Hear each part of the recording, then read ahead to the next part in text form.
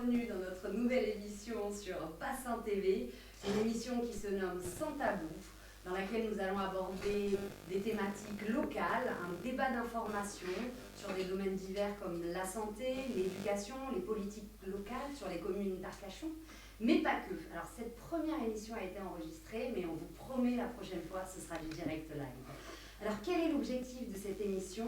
C'est d'aborder les points de vue de différentes personnes. Nous avons plusieurs invités et je les remercie d'être présents avec nous.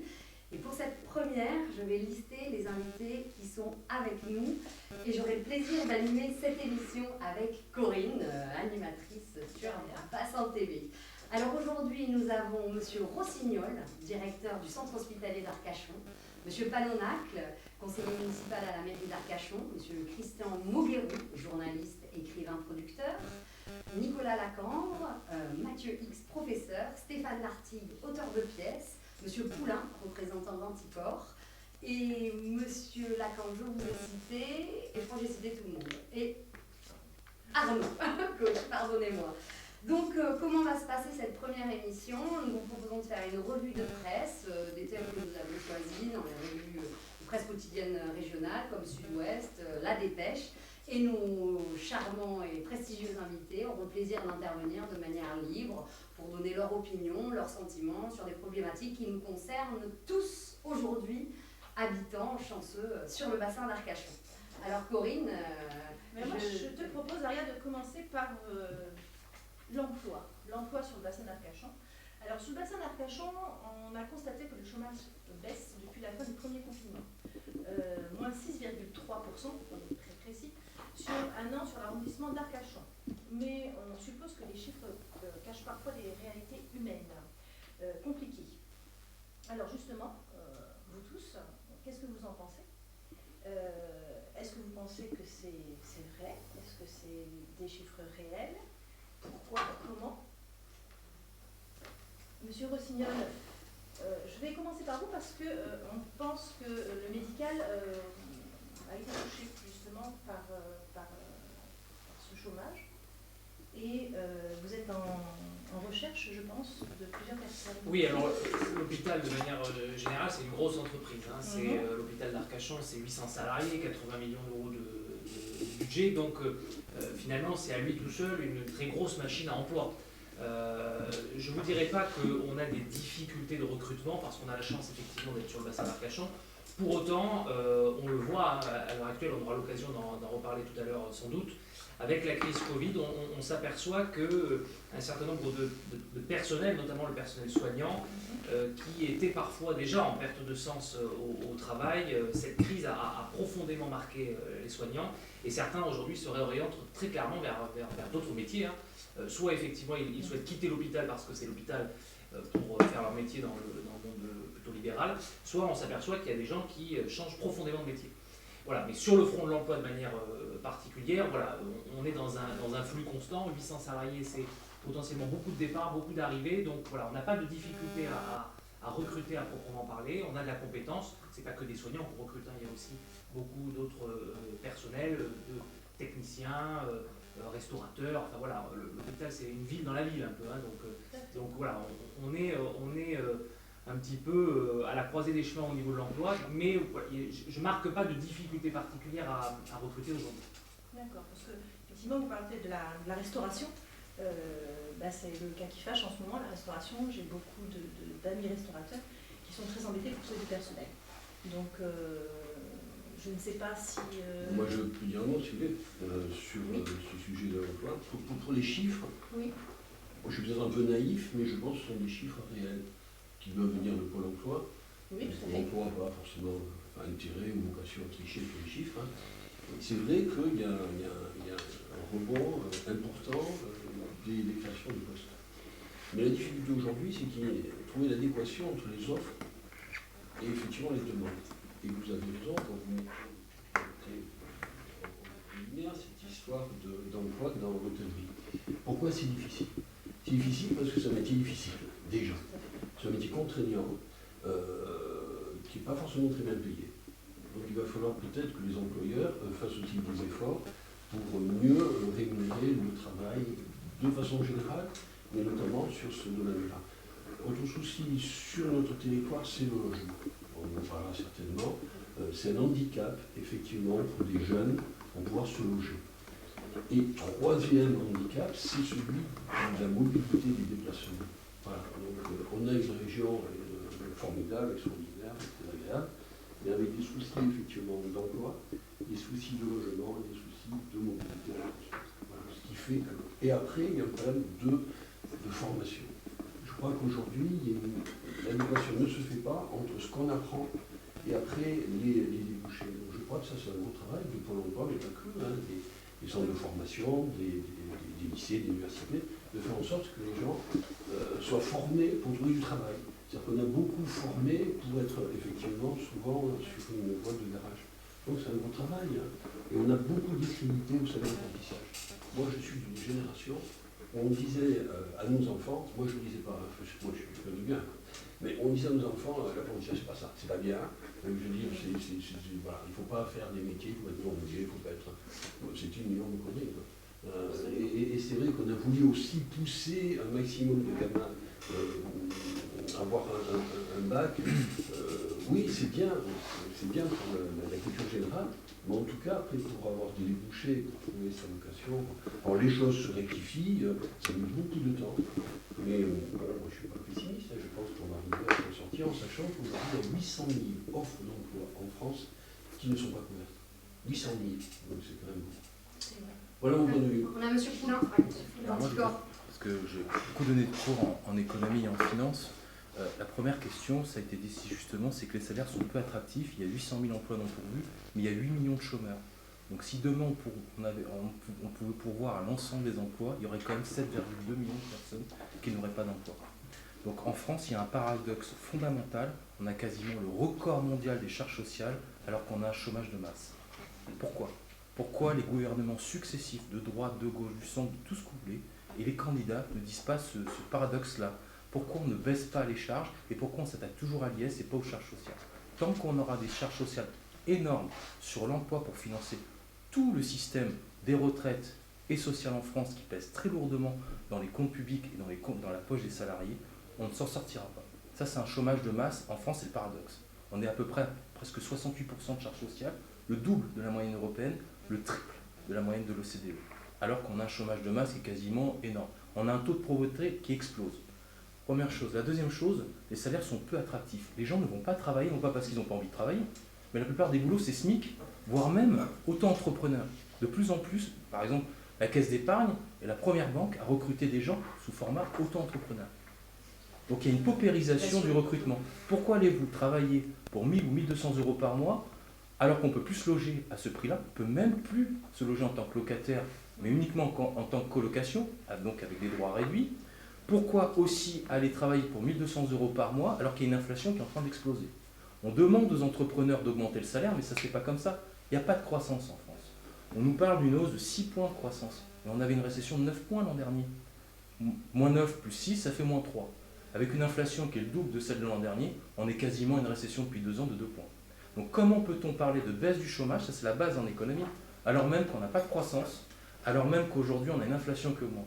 Donc tout ça, ça s'appelle de la manipulation de communication. La France aujourd'hui ne crée pas de vrais emplois. La France aujourd'hui est en train de se paupériser et moi je ne serais pas étonné qu'il y ait des biais statistiques avec des sorties statistiques, des départs massifs à la retraite. Et ce différentiel, on va le retrouver dans la dette publique qui a tellement explosé que personne ne pourra aller vérifier quelle est la quote-part entre le quoi qu'il en coûte et l'impact du chômage. Oui, on est sur 7 000 milliards, hein, ce qu'on disait tout à l'heure.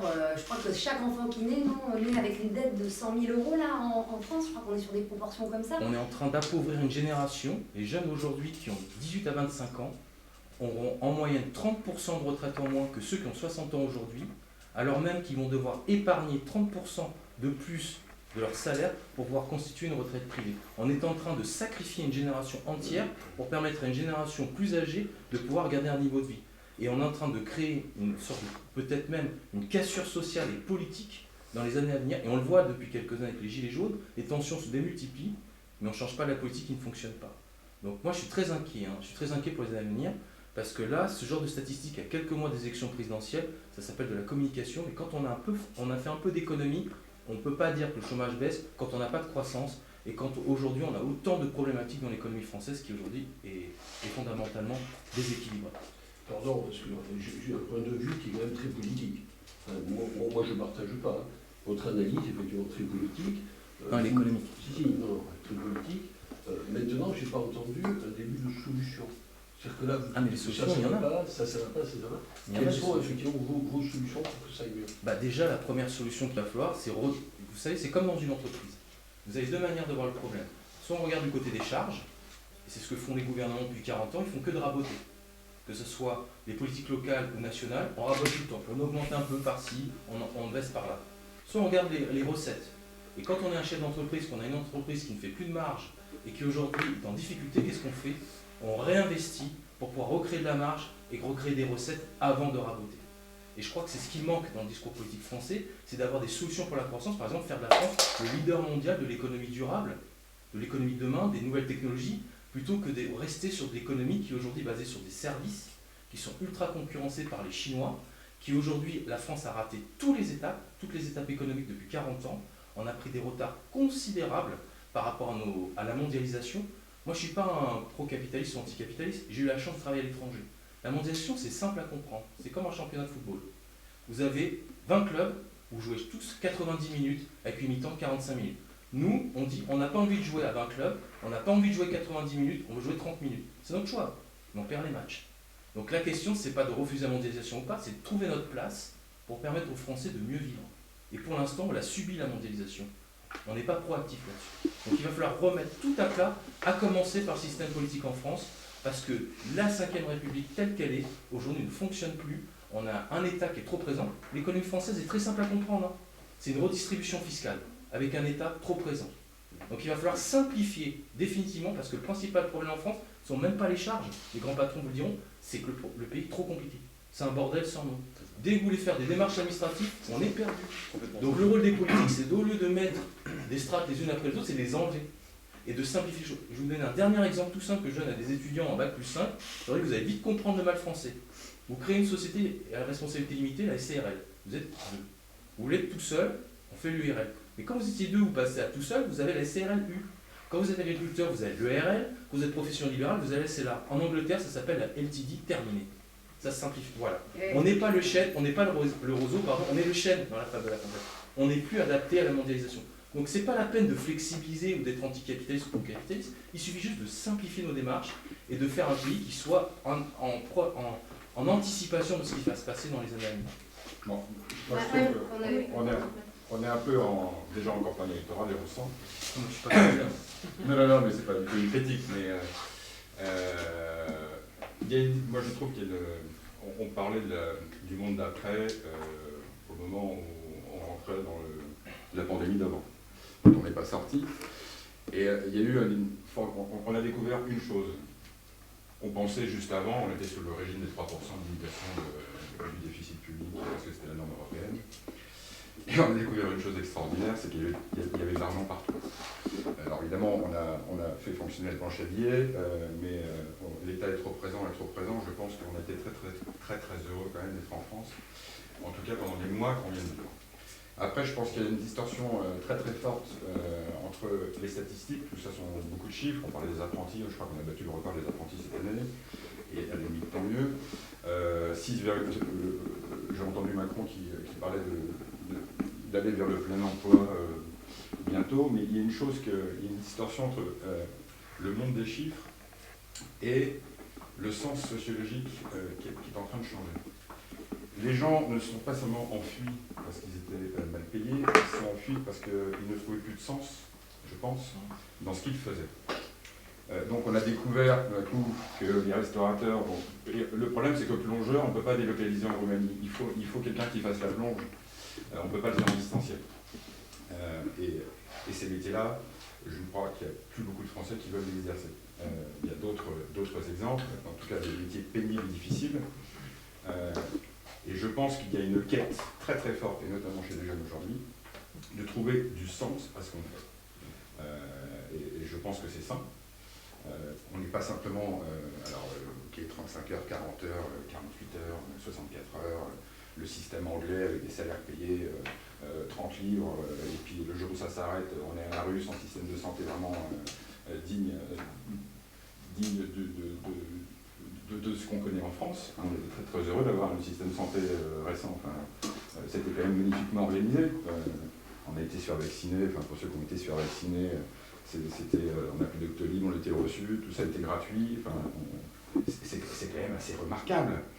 Mais je pense qu'il y a une distorsion très très forte entre les statistiques, l'INSEE, Pôle emploi et tout ça, et le sens qu'on donne à ce que c'est qu'une carrière, si encore on peut parler de ça, mais pourquoi je me lève le matin, qu'est-ce que j'ai envie de créer, l'envie de jouer collectif, on a parlé de l'économie locale, on s'est aperçu qu'il y avait un retour au territoire qui était assez fort, on a envie de consommer l'agriculteur qui est en face, toute une série de questions qui posent, certes, les 800 000 emplois non pourvus, mais qui a envie d'aller bosser dans ces métiers.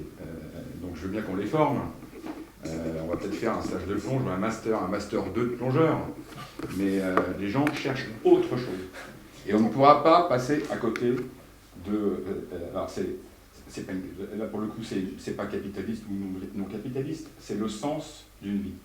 Voilà. Et je crois qu'aujourd'hui, il y a une revendication légitime sur pourquoi je me lève, qu'est-ce que j'ai envie de faire, pourquoi ma vie ne serait que d'être fatigué le soir et de consommer le week-end pour me rembourser de la semaine. D'autant que la consommation, enfin, la croissance française, elle est basée sur quoi? Elle est basée sur la consommation. Essentiellement. Donc si les gens n'achètent pas, la croissance baisse. Donc, mais pour qu'ils achètent, il faut qu'ils aient de l'argent.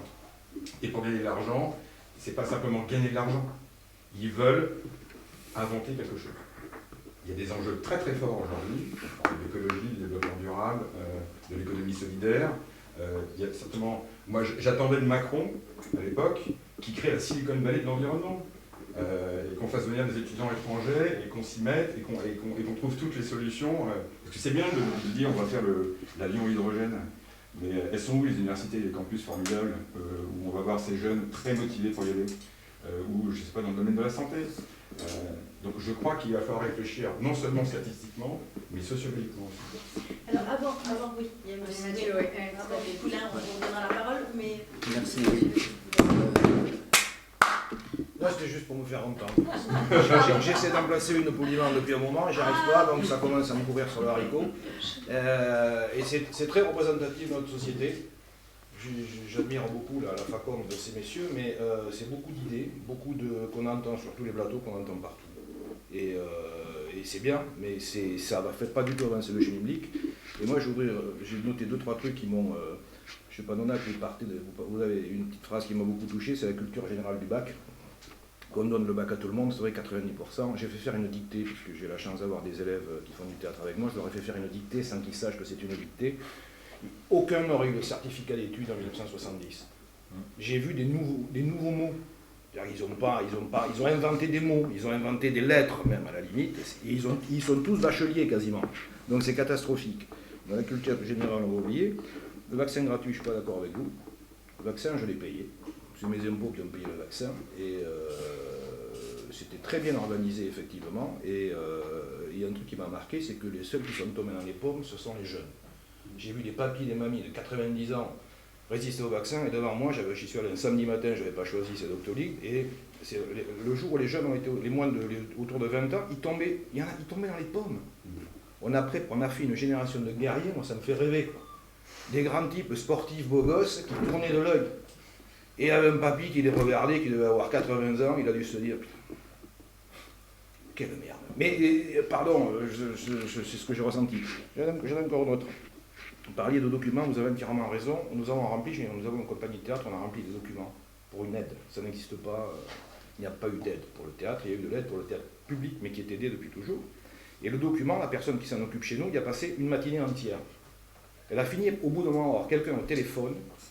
Cette personne ne savait pas le remplir, le document. Oui, c'est ça. Et nous avons appris 2 jours après que nous n'étions bien sûr pas éligibles. Donc j'abonde dans votre sens et je vais rabonder un dernier coup, après j'aurai terminé. Les jeunes partent. Pourquoi les jeunes partent? Parce qu'ils s'emmerdent. Les jeunes s'emmerdent. Vous parliez de plongeurs, vous parliez, monsieur est directeur de l'hôpital, j'ai dans ma famille des gens qui sont, ça va d'infirmières à médecins. L'infirmière, elle est payée, pays au lance-pierre. Donc elle reste parce qu'elle est amoureuse de son métier, et c'est une vraie vocation. Mais la nana qui a mon âge, grosso modo entre 50 et 60 ans, qui vide les pots de chambre, si elle trouve autre chose, elle va se barrer. Je ne dis pas que vous la maltraitez, bien au contraire, mais ce n'est pas des métiers qui sont excitants. Et comme on a eu beaucoup pendant le confinement, il y a eu des gens qui ont eu le temps de réfléchir, de voir autre chose, nous avons perdu dans la compagnie théâtre tous nos régisseurs. Ils ont découvert qu'on pouvait travailler sans travailler la nuit, rentrer à 5 h du matin avec des doigts abîmés. Donc il y en a plein qui ont changé de métier. Et dans nos comédiens, on en a 2 qui sont partis ils ont décidé de devenir agriculteurs. Et tous les 2 ont eu la même phrase. Un qui était travailleur social, l'autre qui était parasocial. Et ils m'ont tous dit la même chose, je veux donner un sens à ma vie. Donc ce que je vous propose, c'est que là, en direct, nous sommes quasiment en direct, donnons un sens à notre vie, déshabillons-nous. J'ai terminé. Bon, Mathilde, Alors, en restant habillé quand même. Les nuits en dessous. au moins pour la première fois. On verra, on se connaît pas encore beaucoup. Pour quelque chose. Bon, alors c'est vrai que tous ces événements, depuis la crise du Covid, nous ont montré que, et puis à l'occasion du confinement, il y a beaucoup de gens qui ont pris conscience que leur vie, finalement, c'était pas juste travailler et produire souvent excusez-moi, mais produire de la merde pour le capital. Du coup, les gens se sont dit, tiens, il y a possibilité de vivre autrement, de penser autrement. Qu'est-ce que c'est mieux la vie quand j'ai le temps de lire des livres plutôt que métro, boulot, dodo ou voiture, boulot, dodo. Et ces jeunes, moi qui suis enseignant, je vois bien que quand ils arrivent vers le bac, etc., ils ont peur. Parce qu'ils se rendent bien compte que qu'est-ce qu'on leur propose à la sortie du bac ou de quelques écoles. On leur propose franchement des boulots de merde. C'est-à-dire qu'on leur propose faire de la logistique chez Decathlon, travailler chez Amazon, Pizzaiolo, etc. À moins d'être évidemment dans un lycée de centre-ville d'une grande ville où là effectivement on a les grandes écoles, les grandes études, la culture et tout. Donc je suis désolé, mais je sais que plusieurs personnes qui disent ça n'a rien à voir avec le capitalisme. Mais ça n'est que ça, là, de vous me parler du système, du mode de production qui est un mode de production capitaliste. Et c'est de ça que je pense qu'il faut sortir. Quand vous dites que la France c'est super, si vous parlez, monsieur, de charge sociale, déjà c'est connoté, vous avez engrammé la langue du capital. Hein. C'est-à-dire que ce sont des cotisations sociales, pas des charges sociales. Parce qu'une charge c'est connoté négativement, on a tendance envie de s'en décharger, parce que c'est pas agréable une charge. Si déjà on employait tous le mot cotisation sociale, on cotise tous, pourquoi ? Pour payer nos retraites, les allocations, le système de santé public et non privé bien sûr. Il y a un 4e pôle dans le régime de général et le chômage, et les allocations chômage bien sûr. Donc ça suffit ce discours. Attention, nous n'utilisons pas les mots de nos gouvernants. Quand j'entends qu'il faut de l'emploi, moi je dis, quand j'entends emploi, je fais attention. Pour moi, qui dit plein emploi, qui dit plein d'employeurs. Et plein d'employeurs qui vont donc tirer du profit sur le travail de ces employés. Avant, c'était plus simple à l'époque de ma grand-mère. Quand elle me parle au téléphone, elle me dit, avant c'était simple, on parlait des exploités. C'était clair au moins, on parlait des exploités, donc il y avait forcément des exploiteurs, des exploitants. Aujourd'hui, on les appelle des collaborateurs tous. Bernard Arnault, il parle de ses collaborateurs. Donc là, il ne faut pas... je sais que souvent, quand moi je parle du fait qu'on est en pleine lutte de classe là, actuellement. Souvent les gens me disent, mais quel vieux concept, la lutte de classe, c'est démodé tout ça. Mais je rappelle juste que Warren Buffett, qui est un milliardaire américain, qui n'est pas soupçonné d'être particulièrement communiste, hein, Warren Buffett a dit, bien sûr qu'il y a une lutte de classe, et c'est ma classe qui est en train de la gagner. Donc on est en plein dedans. Et vouloir ne pas voir qu'il y a une lutte acharnée que nous mènent nos dominants face à nous, nos gouvernants et la classe dirigeante, c'est fermer les yeux. La société, il y a du tragique forcément dans la société. Ne pas vouloir le voir, c'est s'illusionner, c'est fermer les yeux et faire l'autruche. Donc moi je dis, puisqu'il faut qu'on change les choses, déjà soyons conscients qu'effectivement nous sommes en guerre, hein, comme l'a dit notre cher président. Nous sommes en guerre effectivement, mais cette guerre, il y a un déjà là qui existe, qui a été bâti en 1946 avec la sortie de la création du régime général de la sécurité sociale de la fonction publique dont je fais partie. Moi je veux dire, je suis enseignant, je ne me suis pas posé une seule seconde la question, qu'est-ce qui va se passer pour moi pendant le confinement. Je savais que j'allais être payé. alors qu'un employé qui travaille, qui est auto-entrepreneur, qui travaille chez Uber, qui travaille chez Deliveroo, lui, la plateforme elle ferme, on lui enlève ses comptes, il est à poil. D'accord ? Donc, moi je dis attention, là vous êtes en train de décrire exactement la lutte que mènent nos dirigeants sur nous. Ne pas vouloir l'avoir, c'est faire fausse route à mon avis.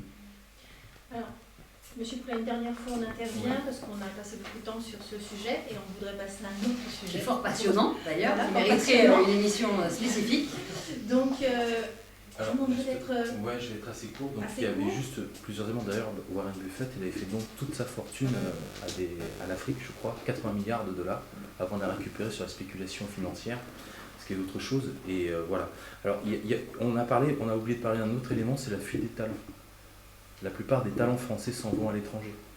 Les jeunes qui ont du talent, on parlait tout à l'heure d'une dérive scolaire, d'une diminution du niveau, je le constate régulièrement, parce qu'au-delà de l'orthographe, c'est la culture générale qu'ils n'ont plus. Et d'ailleurs, on ne sanctionne plus quasiment les fautes d'orthographe, voire les défauts de culture générale. Par contre, ceux qui ont du talent partent à l'étranger. Donc là, il y a un problème. Ils partent aux États-Unis, ou je ne sais pas, n'importe où, ils ne restent pas en France. Et je dirais même pas forcément les emplois qualifiés, même ceux qui ont du talent dans le sens où ils ont vraiment envie de travailler, sans forcément de diplôme et de qualification, partent à l'étranger. Ils partent en Australie, ils font travailler dans les bars en Australie, ailleurs, et ils ne reviennent pas. Et quand je leur demande pourquoi vous ne revenez pas, ils me disent là-bas on a des possibilités de pouvoir évoluer, en France ce n'est plus possible. La deuxième chose dont on parle peu, c'est qu'il y a deux dangers qui arrivent aujourd'hui, c'est le réchauffement climatique, l'intelligence artificielle aussi qui va attaquer les métiers qualifiés, ce qui pose problème. Et la dernière chose, et je vais mettre un pavé dans la mare, et c'est la réalité, c'est qu'on a une monnaie trop forte. Je me suis amusé à faire le calcul du rapport entre le franc, je ne dis pas qu'il faut revenir au franc, ça serait un danger, mais si on regarde la puissance de la monnaie, je me suis mis à faire un calcul entre le rapport entre le franc et le dollar, et l'euro et le dollar, c'est comme si le franc ait pris 50%. C'est-à-dire que notre monnaie, à partir du moment où on a créé l'euro, a pris 50% de valeur de plus. C'est-à-dire que quand on exporte, on coûte 50% plus cher à l'exportation. On a fait une monnaie pour les Allemands, pas pour les Français. Maintenant, sortir de l'euro serait très dangereux. Il fallait peut-être y réfléchir avant d'y rentrer. Et on est coincé. Et on est d'autant plus coincé qu'on est en train de laisser filer la dette publique et la planche à billets. Et ce sont les Allemands qui la cautionnent sur les marchés financiers pour maintenir une monnaie forte qui les favorise. Et tant qu'on ne mettra pas ce sujet-là sur la table au niveau de l'Union européenne, on aura toujours ce problème de compétitivité. Et la monnaie actuellement européenne baisse parce que tout simplement... Bonsoir, excuse-moi, vous êtes tous devant chez moi là, je peux même pas rentrer ni sortir. Allô, bonsoir. Bonsoir.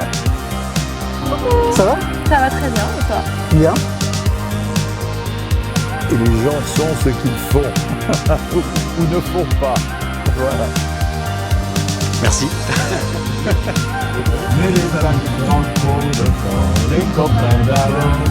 Que fait Guillaume Canet quand il est sur le bassin d'Arcachon?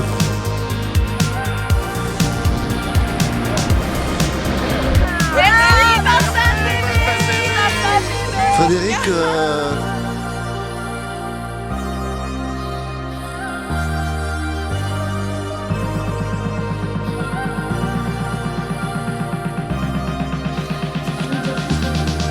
C'est un miracle. Le miracle de la famille, le miracle de l'amour. Oui.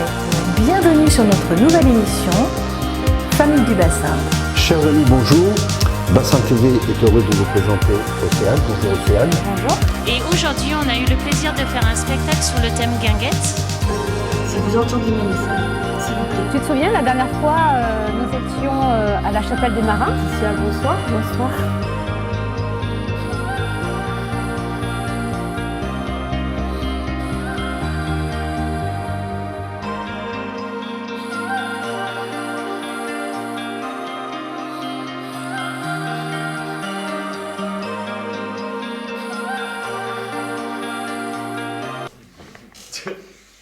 Donc excusez-nous, c'est les aléas du direct.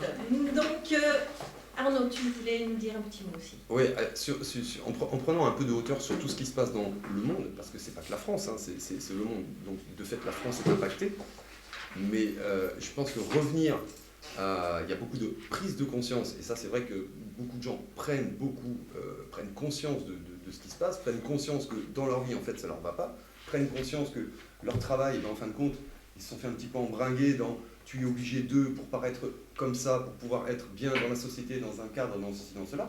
Mais les gens prennent conscience qu'en fin de compte, les cadres, on n'en veut plus. La politique, on n'en veut plus parce qu'elle se trompe.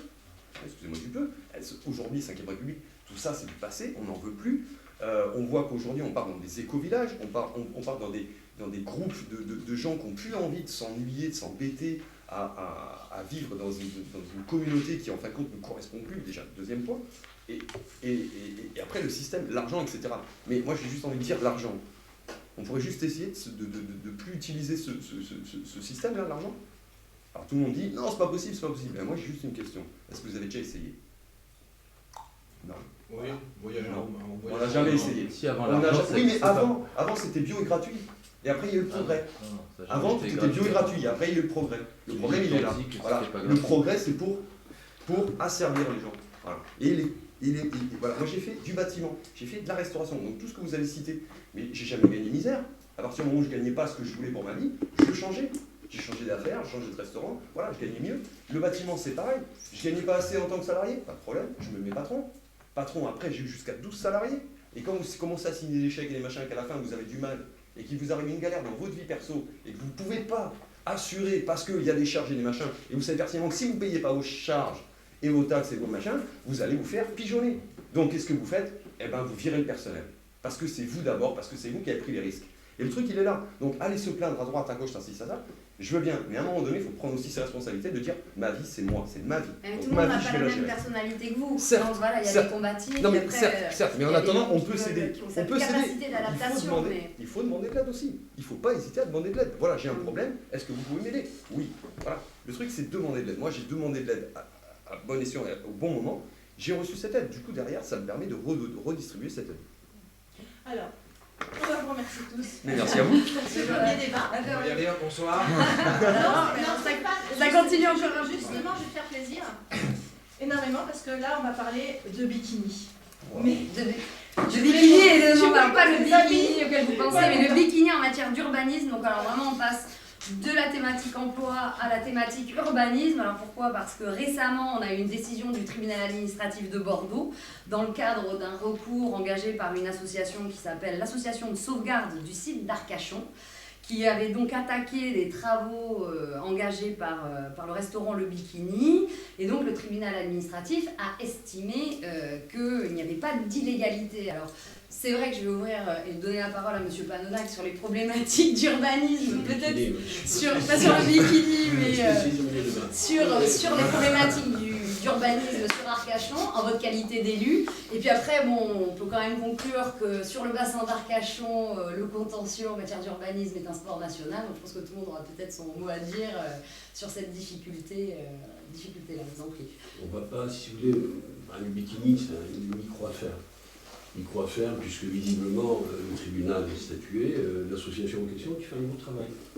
Monsieur Storelli. Voilà, c'est un alerteur, quoi, c'est un veilleur, enfin c'est un emmerdeur. Voilà. Il faut un travail exceptionnel sur le bassin. C'est extraordinaire. Si ce n'est que là, on a perdu, il ne fera pas appel, parce qu'il considère que c'est juste. Voilà. Alors, il a gagné d'autres affaires, et tant mieux qu'il soit là, et ça c'est tout le rôle des lanceurs d'alerte, des veilleurs. Hein. Et c'est vrai que sur le bassin d'Arcachon, il y a des problématiques liées à l'urbanisme, parce qu'on est très en retard. C'est-à-dire qu'on travaille commune par commune, il y a un PLU qui est exclusivement communal, il n'y a pas de PLUI, c'est-à-dire intercommunal. On est très en retard, je ne vais pas rentrer dans des jargons, sinon je vais perdre tout le monde. Il n'y a pas de SCOT. SCOT, c'est le document qui, au niveau de l'arrondissement, fixe les grandes règles d'urbanisme, c'est-à-dire la capacité qu'on a à construire, protéger des zones naturelles, tout ça, on est quand même très en retard. Oui, alors pour vous expliquer, le schéma de cohérence territoriale a été annulé, donc c'est le Cibarbal qui est un organisme qui s'occupe de le chapeauter, on l'attend pour 2022. Or ce document d'urbanisme est prépondérant parce qu'il va gérer les problématiques de trafic sur le bassin, pas d'urbanisme, en tout cas c'est un document, d'urbanisme aussi, c'est un document très important et on attend 2022, donc ça pêche vraiment gravement sur le bassin. Et c'est vrai que chaque élu, chaque maire a l'envie, alors est-ce qu'elle est louable, est-ce qu'elle est condamnable, après chacun il voit ce qu'il veut, mais a envie de développer sa commune. Et envie effectivement que sa commune accueille plus d'entreprises, accueille plus de personnes, des fois au détriment d'enjeux, on en parlait de réchauffement climatique et de mise en danger du littoral, puisqu'on sait qu'il y a une très forte pression sur les zones littorales. Voilà, alors après, moi vous savez, c'est simple, il y a des élections municipales tous les 6 ans. Voilà. On a la chance, même en France, c'est qu'on a des échéances électorales, il y en a bientôt, je crois, qui vont arriver, des majeures, où on pourra faire des choix de société. C'est la population à reconduire ou à changer d'équipe. Moi, ce que je vois sur ces communes où il y a quand même quelques soucis, visiblement, d'urbanisme, les maires sont reconduits avec une grande facilité. Donc, ce qui veut dire, c'est que la population est satisfaite de ce qui se passe. Voilà. Il faut faire attention, parce qu'on est quand même dans un pays démocratique. Alors, on peut ne pas être d'accord, avec ce qui s'y fait, mais je veux dire qu'il y a des élections et qu'il faut s'en tenir au résultat des élections. Mais je suis d'accord avec vous, il y a un vrai souci. Une pression. Très grosse pression, parce qu'il y a des affaires, il y a des enjeux financiers. Quand on voit les prix qui se sont totalement envolés, ce qui veut dire que les jeunes ne peuvent pas se loger, c'est même pas acheter. On n'est même pas que les jeunes ne peuvent pas acheter, ne peuvent même pas louer. C'est ça aussi le drame actuel. Et après, les élus, ils continuent dans une certaine logique. Et sur la commune d'Arcachon, au niveau du logement social, je crois qu'il y a des ratios à respecter. C'est très en retard. La ville a été ce qu'on appelle carencée. C'est-à-dire que comme elle ne produit pas suffisamment de logements sociaux, elle a des pénalités. Mais attention, il n'y a pas qu'Arcachon. C'est pareil pour la Thèse, c'est pareil pour le genre. Pourquoi? Parce que faire du logement social, c'est un peu la hantise des élus, parce que derrière la connotation logement social, on met cas social, mais ça n'a rien à voir. Un logement social, c'est fait pour des infirmières qui débutent, pour des enseignants qui débutent. Et on vient sur la problématique de salaire, en plus, ce dont on parlait tout à l'heure. Ce ne sont pas des logements. Pour avoir un logement dont France ou Gironde Habitat chez les bailleurs sociaux, il faut avoir des salaires. Bien sûr, il n'y a pas de salaire, il n'y a pas de logement. Donc vous voyez, il y a une mauvaise interprétation du logement social. Et il y a quand même aussi, ça s'organise, ça c'est pas du jour au lendemain. Si la ville n'a pas prévu des réserves foncières pour faire... C'est une autre problématique. Ce que nous dit le maire d'Arcachon, mais il le dit, c'est vrai, c'est que sur la commune d'Arcachon, qui est une petite commune au niveau de son territoire, on n'est pas à la Teste, où la Teste, il y a Cazaux, il y a toutes ces zones-là, il dit, moi j'ai pas d'espace pour construire. Il dit, j'ai pas d'espace pour construire. Bon, alors, et on lui répond, au lieu de construire commune par commune, ayons une vision de territoire. Et essayons effectivement de construire plus large, essayons de construire plus sur la Thèse ou sur le genre, et essayons d'avoir une vraie cohérence territoriale. Et ça, on n'y arrive pas, parce que les maires, ils sont insupportables. Ils ne se parlent pas entre eux. Mais ils ne se parlent pas entre eux, pas suffisamment, et en tout cas, chacun veut conduire sa propre stratégie locale. Voilà. Et ça pénalise. Et ça, au XXIe siècle, je crois qu'il faut que ça cesse aussi. Oui, mais c'est des guerres de clochers, sinon. Mais c'est peut-être dans l'esprit, l'état d'esprit des hommes qui sont en responsabilité, mais pas que des hommes, mais aussi des femmes qui sont là, et qui ont peut-être aussi le même travers. Voilà. Donc ça, c'est pas l'égalité à ce niveau, elle est parfaite. Il y a autant de femmes qui ne jouent pas le jeu que d'hommes qui ne jouent pas le jeu. Non, mais on rejoint complètement ce que tu disais, c'est la complexité entre la cobane, la cobasse, le scott, le bluff, le blig, le bluff et le schlurf. Car sur la merveilleuse chaîne que je vous recommande, Bassin TV, à l'époque où il y avait une liberté d'expression qui est de plus en plus restreinte justement pour les médias en général, où on pouvait filmer les conseils, c'était Koban ou Koba, je me rappelle, je crois que c'est Koban, j'avais le sentiment qu'il n'y avait qu'une seule activité, c'était de devenir président. Donc quand vous avez vos élus maires qui passent des soirées entières à essayer ils se bouffent la gueule parce qu'il n'y a pas d'autre mot, ils s'insultent, c'est-à-dire que c'est physique, ils s'insultent, j'ai cru même qu'ils allaient se taper dessus à un moment donné, et pendant ce temps, et vous avez complètement raison, M. Padonac, en disant que les logements sociaux à Arcachon, c'est compliqué. Par contre, il y a des communes comme Miros, comme la Teste, qui ont de la place. Et c'est justement ces communautés de communes qui devraient permettre, parce que les logements sociaux, c'était une mauvaise image, certes, mais tous ces gens qui sont à Arcachon, qui ne veulent pas de logements sociaux, ils veulent une femme de ménage. La femme de ménage, il faudrait qu'elle habite pas trop loin, c'est vachement pratique pour un homme de ménage. Ne stigmatisons pas, surtout.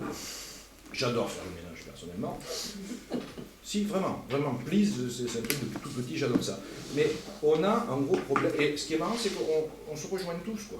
Tout est compliqué. C'est compliqué au niveau de l'État, mais je crois que c'est pire au niveau de la commune. Moi, j'adorais à une époque, il y a des années de ça, aller au conseil municipal. Bon, à Mios, à Biganos, je n'y suis jamais allé, je ne sais même pas si c'est ouvert maintenant encore, mais il y avait quand même une espèce, il y avait l'opposition certes, mais il y avait un discours. Aujourd'hui, tous les conseils municipaux qu'on va filmer, j'ai l'impression de voir des ados attardés. Mais j'ai vu, j'ai entendu des réflexions, ils sont là, ils se moquent d'eux comme des ados. Alors je me dis, si on est dirigé au niveau municipal par ces gens-là, au niveau territorial par les mêmes et au niveau national par les mêmes, on est mal barré. Moi je suis quasi presque d'accord avec Arnaud. Moi je propose qu'on mette tous notre pognon sur la table et qu'on arrête de se servir d'argent. Bon, le problème c'est qu'on va être SDF, on va se retrouver dans le tôle. Mais il faudrait qu'aujourd'hui on se dise une chose, ce qu'on fait là, on parle, c'est bien, mais est-ce qu'on ne pourrait pas agir? C'est-à-dire aller voir ces gens-là, quand il y a un conseil de la COBAN, je sais lequel, ben, s'il y a 150 personnes qui viennent leur dire vous commencez à nous courir un petit peu, on va vous dire ce qu'on voudrait, mais peut-être qu'ils vont réagir, mais là ils sont en huis clos. C'est des petites familles en plus, alors toi je suis un peu à droite, moi je suis un peu à gauche, ah ouais, moi je suis plus écolo que toi, et puis moi je suis plus social que toi, mais à l'arrivée qui c'est qui empathie, c'est nous. Enfin c'est nous tous, et je crois que l'heure de la révolution est arrivée. À petite échelle, c'est ça. À grande échelle, tous les week-ends, il y a des gilets jaunes. Et c'est à grande échelle. Et on n'est pas content de certaines choses, de nos libertés privées, etc. Mais tous les week-ends, ça braille. Et ça ne bouge pas depuis 2 ans, voire un peu plus. Ça braille pas beaucoup. Non, ça braille pas. Il y a 2-3 barbecues sur les routes. Voilà, ça manifeste.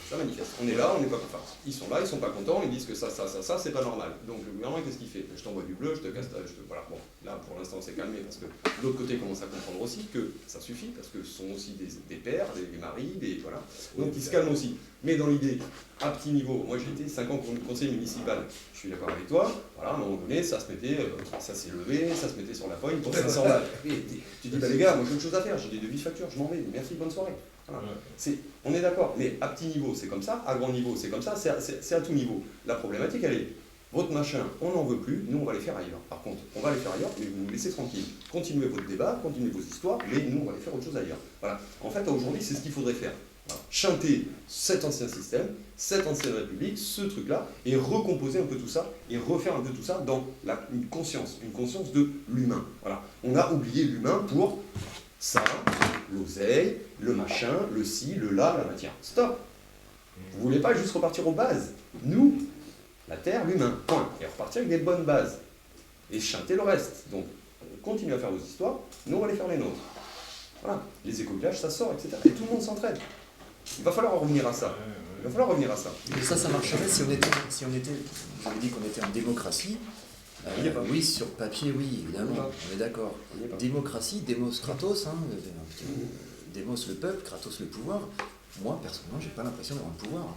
Si vous dites qu'on a des échéances électorales régulièrement, oui, mais c'est un choix entre le même et le même, tous les 5 ans. C'est l'oligarchie que vous dénoncez en fait. Bah, c'est simplement qu'on est dans une démocratie représentative, d'ailleurs c'est écrit comme ça dans la Constitution de la 5e République. On est dans une démocratie, je termine juste mon propos, une démocratie représentative. Le problème c'est qu'est-ce qu'on fait quand les gens ne nous représentent pas.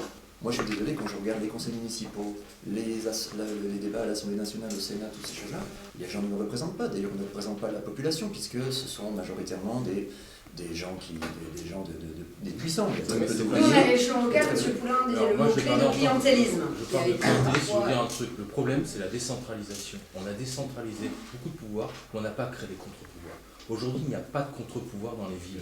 L'opposition ne sert strictement à rien. La CADA, la préfecture sont débordées, les services juridiques aussi. Résultat des courses, il y a un clientélisme qui est en train de se faire dans les mairies, et la plupart des maires sont réélus avec peu de gens qui vont voter, mais les clients. C'est-à-dire des gens qui ont trouvé des logements grâce aux élus, des gens qui ont trouvé des subventions grâce aux élus, que ce soit à droite ou à gauche, c'est partout pareil.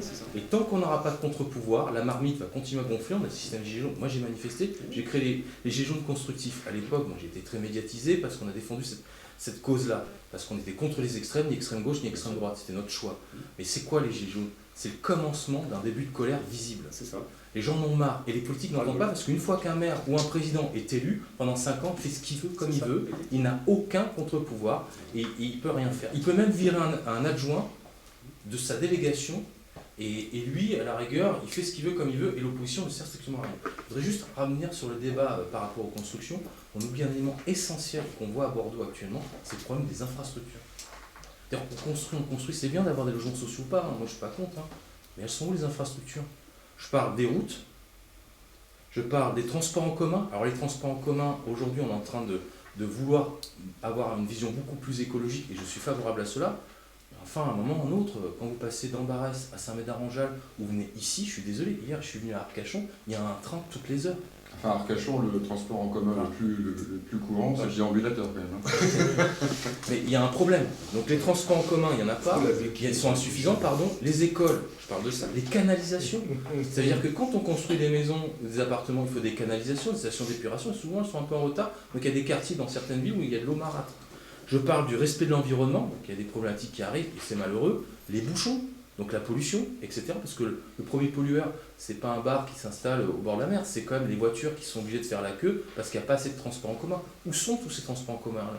Donc les retards s'accumulent, c'est préoccupant, et les institutions comme le Conseil général, le Conseil régional, etc., aujourd'hui ont de moins en moins de moyens financiers pour pouvoir y répondre. Donc on est dans une fuite en avant, et il faut dire la vérité. Aujourd'hui, la plupart des maires autorisent des constructions, parce qu'elles ont des dotations d'État qui sont faites non plus en fonction dans le temps des nombres d'entreprises, etc. Elles sont faites au nombre d'habitants. Donc c'est l'intérêt aussi des communes pour pouvoir sauver et équilibrer leur budget, de pouvoir construire, et on est dans une véritable fuite en avant. Et je voudrais juste terminer, la qualité des constructions et des promoteurs immobiliers, je suis désolé, la qualité aujourd'hui est bien moindre qu'il y a 20 ou 30 ans. On vend de la merde aux communes, et beaucoup d'élus laissent faire de la merde chez les promoteurs immobiliers, parce que derrière les promoteurs, je suis désolé, vous n'y a qu'à se voir au bassin à flot, quand vous allez à Bordeaux, je suis désolé, c'est moche. C'est moche. Vous voyez les bâtiments, il y a de plus en plus de problèmes, on se cache derrière les assurances, mais comment des élus ont-ils pu accepter cela? Et ces problèmes-là, on les trouve un peu partout, les locataires sont dedans, on est dans du Pinel, de la défiscalisation, de la redistribution fiscale, on oublie l'essentiel, c'est la qualité de vie à l'intérieur. On s'en fout. Tout le monde s'en fiche. Avec une durée de vie et ça, il faut que ça change. Une durée de vie des bâtiments qui commence à devenir très très problématique. Ensuite, l'architecte qui est responsable. Alors, c'est pas forcément la faute des mairies, c'est tout un système qui va plus et qui est en train de se gangréner de l'intérieur et qui est en train de s'effondrer. C'est aussi un peu de la faute des mairies parce qu'il n'y a plus d'urbanistes. Il n'y a plus cette vision d'ensemble et cohérente, que ce soit même de manière intercommunale ou pas. Et puis l'autre chose, c'est qu'on est dans une gestion très patrimoniale de l'immobilier. C'est-à-dire que j'ai un bien, je ne vais pas le louer à l'année.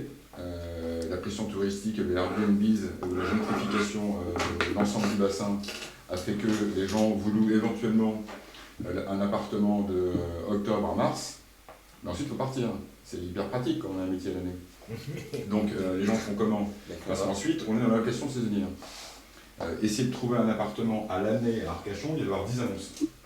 10 annonces, c'est tout. Et beaucoup ne veulent pas loger. Ou alors des maisons dans la ville d'hiver où moi je réside quand je suis ici, qui sont partagées en 15, avec la chambre de bonne là-haut, et encore quand on les trouve. Il n'y a pas de bien à louer à Arcachon. Et puis alors après, sur le clientélisme, on n'est pas dans la prime jeunesse. Arcachon, il n'y aura jamais un nouveau bar qui va s'ouvrir à l'intérieur parce que les gens veulent du silence. Donc je viens Google contre le bikini, mais si on n'a pas un endroit pour aller prendre un verre le soir, s'il faut faire 40 bornes pour aller dans une cabane à huîtres, comme il y en a partout autour du bassin, c'est très sympathique, mais bon, en plein hiver, peut-être un peu moins. On est dans la gestion du silence, pourquoi? Parce que la moyenne d'âge d'Arcachon, on était quand même dans le classement des communes, après Nice, comme le paradis des retraités. Bon, ben voilà, la clientèle cible d'Arcachon, ce sont les retraités. Donc on ne peut pas après estimer qu'on va manquer de jeunes, que non, ils ne sont pas là. Ils ne sont pas là, ils s'en vont. Parce que, un, ils n'arrivent pas à se loger, deux, ils s'ennuient. Donc voilà. Attention, le manque d'infrastructures amène souvent à la hausse de la délinquance. Quand les jeunes traînent dehors et que derrière ils ne peuvent pas aller au sport, etc. Je pense que ça va être peut-être probablement une nouvelle. C'est du verrus des sujets. Exactement. Donc on va vous remercier beaucoup parce que cette revue de presse est maintenant terminée. On fait 2 thèmes. Vous avez beaucoup de choses à dire. Merci beaucoup. Et on va surtout attaquer le gros morceau. C'est-à-dire donc on va laisser à monsieur Rossignol le soin de chauffer sa voix. Donc je rappelle un peu vos fonctions en qualité de directeur d'hôpital du centre hospitalier d'Arcachon. Vous avez été directeur des affaires médicales et générales du centre hospitalier de la Côte Basque, également à Saint-Palais. Enfin bon, moi, donc vous avez une longue expérience de la santé, n'est-ce pas? Et donc avant d'aborder des sujets un peu plus délicats, parce qu'on va aborder le thème de la vaccination, je voulais avoir un peu l'actualité du centre hospitalier d'Arcachon, donc tous les sujets phare en ce moment. Je crois qu'il y a un projet d'extension qui est en cours ou qui va être en cours. Et également beaucoup d'interventions, d'animations au bénéfice des habitants de cette partie du bassin. Merci. Oui, l'actualité, c'est malheureusement l'actualité aujourd'hui du centre hospitalier d'Arcachon, c'est beaucoup le Covid, parce qu'effectivement les hospitalisations remontent. Enfin, je pense qu'on aura l'occasion d'en reparler. Dans les actualités un peu plus positives, on va dire ça comme ça, oui, il va y avoir beaucoup de travaux qui vont être menés au centre hospitalier d'Arcachon et plus largement au pôle de santé. Pourquoi? On l'a un petit peu évoqué, c'est que la population du bassin Arcachon explose complètement. Et que ça a été une erreur, je ne veux pas alimenter la honte de certains, mais effectivement, quand on a construit en 2013 le pôle de santé, déjà au moment où on s'est installé en 2013, il était trop petit. Je vous donne juste un exemple, les urgences du centre hospitalier d'Arcachon, on tape souvent sur les urgences. C'est un grand classique. C'est un grand classique, oui, parce que c'est souvent la vitrine, et puis effectivement, ils sont en première ligne. Les urgences de l'hôpital d'Arcachon ont été calibrées à peu près à l'époque pour 20 000 passages. Voilà. Cette année, on va arriver sans doute à 39 000 passages. Donc ça veut dire que le dimensionnement des urgences de l'hôpital d'Arcachon, en 7 ans, le nombre de passages a doublé. Donc aujourd'hui, l'architecture du service n'est plus du tout adaptée. Donc on va tout casser et on va tout agrandir. Voilà. Alors il n'y a pas que les urgences qu'on va agrandir, on va faire un nouveau service de pédiatrie parce que là aussi, il n'y a pas que des personnes âgées. Donc il y a des jeunes. Il n'y a pas que des personnes âgées quand même à Arcachon, il y a aussi beaucoup de familles qui s'installent. Donc voilà, on a musclé un petit peu l'équipe de pédiatres. Voilà, la maternité aussi, on va agrandir le bloc opératoire parce qu'effectivement, comme il y a une pression démographique très très importante, il y a de plus en plus de personnes qui nécessairement se font opérer. Bon voilà, vous voyez, il va y avoir tout un tas de choses qui vont se passer. L'EHPAD Larieux, qui est un EHPAD situé pas très loin du boulevard de Gade, va être vendu, il est aujourd'hui vendu à un promoteur immobilier, parce que là aussi c'est pareil, je dois, moi, en tant que directeur d'hôpital, mais je dois valoriser mon patrimoine au maximum pour pouvoir reconstruire l'EHPAD Larieux et pour pouvoir évidemment financer l'intégralité de la restructuration que je compte mener au centre hospitalier. Donc beaucoup de travaux, juste un petit focus sur 2 services nouveaux, je fais entre guillemets ma promotion, même si je dis souvent que l'hôpital n'a pas besoin de faire de publicité pour qu'on vienne à lui. Vous voyez assez peu de panneaux au centre hospitalier d'Arcachon, c'est normal, les gens viennent à nous assez naturellement malheureusement, et pas que malheureusement, parce qu'il y a aussi beaucoup de choses heureuses qui se passent dans un hôpital. Si je prends en considération par exemple la maternité, on a monté en septembre un nouveau service de médecine du sport parce que c'était une vraie demande qu'il y avait sur le territoire, et aussi parce que les politiques publiques nous poussent à le faire, et je pense qu'il y a eu une prise de conscience collective sur le sujet de la victimologie, des violences intrafamiliales, on parle souvent de violences faites aux femmes. Oui, c'est important les violences faites aux femmes, mais il y a aussi beaucoup d'enfants qu'on voit. Il y a aussi beaucoup de personnes âgées qui sont violentées, et donc on a créé une unité de victimologie à l'hôpital d'Arcachon, où à tout moment on peut être reçu par un urgentiste spécialisé sur ces questions-là. On a une consultation psychologue gratuite aussi, à tout moment. Voilà, ça c'était quelque chose qui me tenait à cœur parce que effectivement c'est un vrai sujet de société. Voilà en quelques mots ce que je pouvais vous dire sur l'actualité du centre hospitalier d'Arcachon. On est sur une enveloppe budgétaire de combien là pour l'extension ? Alors l'extension c'est à peu près 25 millions d'euros et l'EHPAD, de la reconstruction de l'EHPAD, une quinzaine de millions d'euros. D'accord. Voilà. Mais Arcachon, l'hôpital d'Arcachon, c'est, quand vous dites maternité, etc. Arcachon, c'est Arcachon, la Teste, Jean, Biganos, le Tèche, le bassin. Oui, donc, voilà. en fait, on peut pas dire que vous agrandissez parce qu'à Arcachon, il y a des familles qui arrivent au taquet, il y a des naissances au taquet. C'est tout le bassin. Voilà, notre zone, c'est le sud-bassin, Val-d'Air, et aussi le nord-ouest des Landes, puisqu'effectivement, un quart de notre patientèle vient de Biscarrosse, qui moi m'inquiète beaucoup en termes de population, puisque Biscarrosse sera très très prochainement la 2e ville des Landes, c'est-à-dire devant Dax, ce qui est colossal. Donc ça fait un bassin d'éventuels patients de combien en fait? Alors, aujourd'hui on est à peu près, si je prends tout le bassin, le volume c'est 400 000 habitants. Si je prends sud-bassin, Barval, nord-ouest des Landes, si je prends vraiment la totalité, et donc effectivement c'est tout ça que nous on embrasse. Alors, effectivement il s'appelle Centre Hospitalier d'Arcachon. D'abord il s'appelle Centre Hospitalier d'Arcachon, il est juste sur la commune de la Teste. Ouais. On a un bout de terrain à Gujan-Mestras. Donc vraiment nous on n'a pas de chapelle, on est vraiment sur les 3. Il faudrait trouver un autre nom d'ailleurs, Centre Hospitalier, vous donnez un petit nom, comme ça évitera les clivages. Bon, très bien. Peut-être. Bon, je continue mon petit questionnaire. Alors... Si je peux me permettre, oui, allez-y. Mais très bref. Bon, moi je crois qu'on a beaucoup de chance d'avoir Julien Rossignol comme directeur. Et je dis, je ne suis pas à cirer les pompes, hein, c'est pas du tout mon état d'esprit. C'est quelqu'un hyper compétent. Vous avez bien fait de Non, je reviendrai. Vous savez, quand les gens. Pas que des compliments. Non, mais quand les gens ne sont pas bons, on le dit suffisamment. Mais quand les gens sont bons, on ne le dit pas suffisamment. Je veux dire, c'est quelqu'un qui est ouvert, effectivement, il a parlé de ce centre de victimologie, notamment pour les femmes, et pas que pour les femmes. Je veux dire, c'est un des rares centres qui existent. Il s'est battu, parce que c'est pas tout seul, hein. Il pourrait effectivement vouler une carrière heureuse dans la fonction hospitalière. Non, c'est un battant. Il faut qu'on le garde très longtemps. Je reste pour l'instant.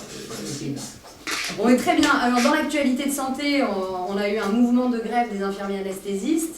Alors, ma première question était de savoir si ça avait été suivi sur Arcachon, parce qu'apparemment, sur certains programmes opératoires, c'était 50% d'annulation. Les soignants restent mobilisés, ils restaient jusqu'au 18 novembre. Donc, moi, j'avais envie de savoir un peu, premièrement, si le mouvement avait été suivi à Arcachon. Deuxièmement, est-ce qu'on pouvait réexpliquer le statut des infirmiers? Et on revient sur notre premier sujet tout à l'heure, à savoir la valorisation, l'utilité de toutes ces équipes qui bossent comme des fous, parce que vraiment, on les a remerciés il y a 2 ans, et puis là, tout d'un coup, il ne faudrait pas qu'on oublie leur rôle primordial dans la société, et de voir voilà, cette notion de reconnaissance statutaire. Alors, il y a pas mal d'acronymes, hein. On parlait du FLUF, de la SPIT, là, c'est les IPA, les AMPA, donc voilà, des infirmiers de pratique avancée, je crois des auxiliaires médicaux et pratiques avancées. Donc j'aimerais votre position et puis voir vous, en votre qualité de directeur, est-ce que vous pouvez porter haut leurs revendications, parce que je pense que sur le tour de table, on a envie d'avoir des soignants qui ne changent pas de vocation, qui disent moi maintenant j'ai plus d'utilité, je suis payé, vraiment ça ne correspond pas aux heures de travail que je fais dans l'implication. Enfin voilà. Alors, j'ai juste une question. Combien gagne un aide-soignant ou une aide-soignante et un infirmier ou une infirmière à l'hôpital d'Arcachon pour avoir une idée, en moyenne hein? Alors en moyenne c'est compliqué parce que vous avez des jeunes, des milieux de carrière et des fins de carrière. Globalement, un aide-soignant aujourd'hui, début de carrière, gagne 1 500 € par mois. Un infirmier, début de carrière, va aujourd'hui gagner avec la revalorisation Ségur qui ont été mise en place, 1 800, 1 900.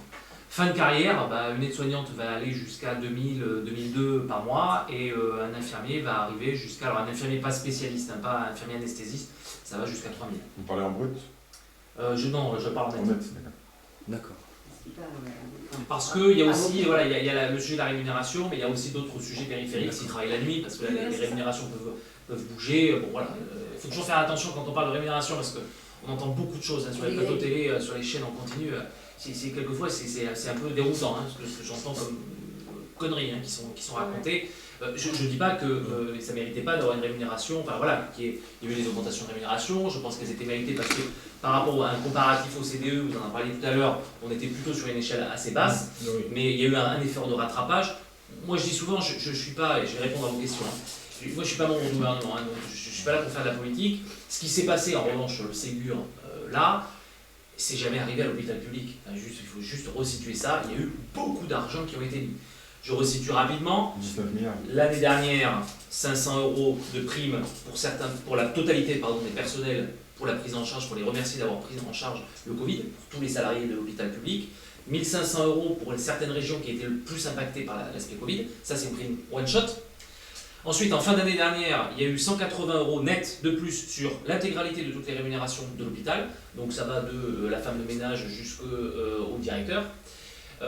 Et cette année, là, au mois d'octobre, il y a une revalorisation grille par grille, donc statut par statut, aide-soignante, infirmier, etc., etc.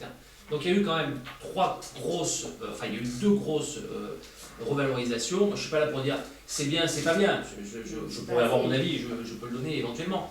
Mais voilà, on n'a jamais mis autant d'argent à l'hôpital public. Alors, c'est peut-être en retard, entendons-nous bien, je ne discute pas ça. Moi, ce qui m'inquiète, c'est pas de mettre l'argent dans l'hôpital public, c'est ensuite est-ce que ça va pouvoir tenir et qui va payer l'arrivée, parce que l'arrivée c'est nous qui payons. Voilà, donc aujourd'hui est-ce qu'il y a cette prise de conscience aujourd'hui? Il faut que cette prise de conscience elle continue, parce que l'argent que j'injecte aujourd'hui dans la rémunération de nos personnels, évidemment c'est pas juste en 2021, c'est pour les 30, 40, 50 prochaines années quoi. Voilà, c'est ça qu'il faut. Alors pour les IAD, oui, ça a bien été suivi, parce que le personnel généralement du bloc opératoire suit les grèves. Dans la grève, il y a plusieurs éléments. Il y a effectivement un souhait de reconnaissance. La reconnaissance, contrairement à ce qu'on peut penser, c'est pas toujours une reconnaissance financière. Il y a aussi des organisations. Il y a aussi un sujet de compétence, très clairement, qui est posé par les IAD. On vous parlait d'IPA, ce qu'on appelle les infirmières de pratique avancée. En gros, en France, il n'y a pas suffisamment de médecins. On le sait, on l'a pas suffisamment. Le numerus clausus a été, d'ailleurs le président de la République l'a annulé, et je pense que c'est une bonne chose. Le problème, c'est qu'on ne le sent pas tout de suite. En fait, un numerus clausus, on le sait, une étude de médecine, c'est 12 ans. Donc le temps qu'on voit l'impact du numerus clausus, ça va prendre 12 ans. Alors 9 ans pour les médecins généralistes, puisque les études de médecine générale, c'est 9 ans, et 12 ans pour les spécialistes.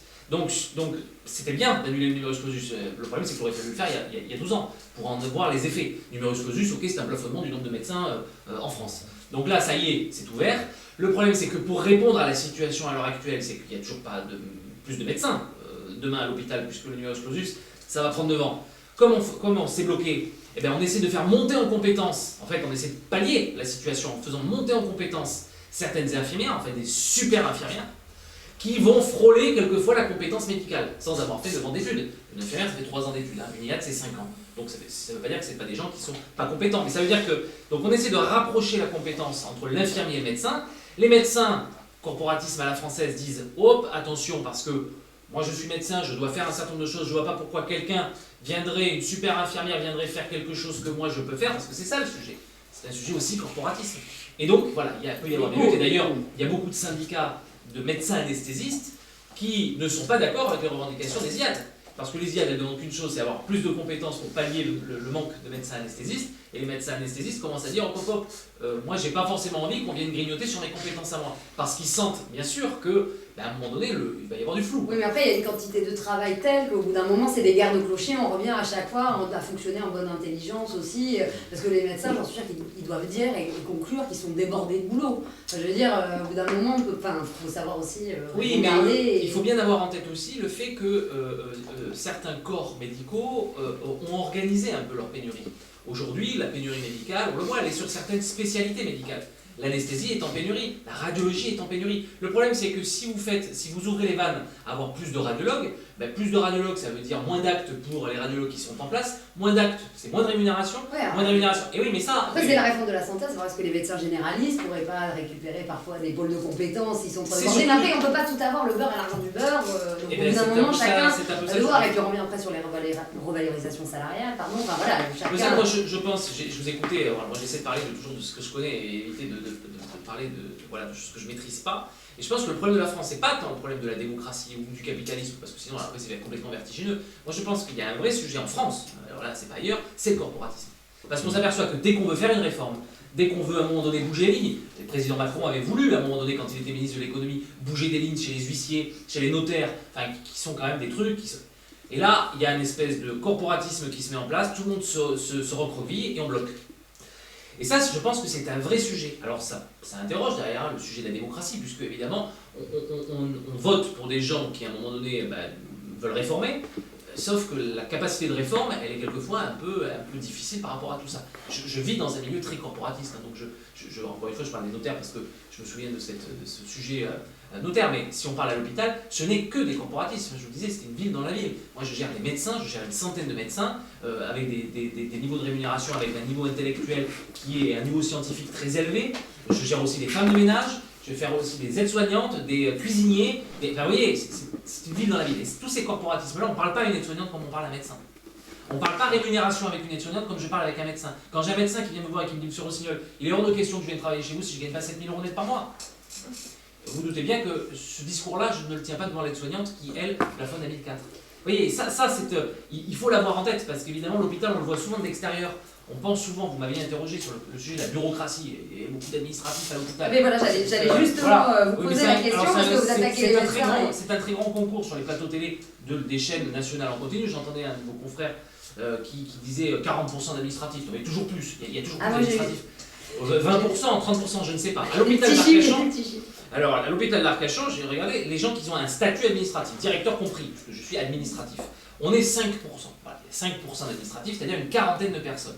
Et parmi ces quarantaines de personnes, juste on a l'impression que parce qu'ils sont administratifs, ils ne demandent rien les mecs.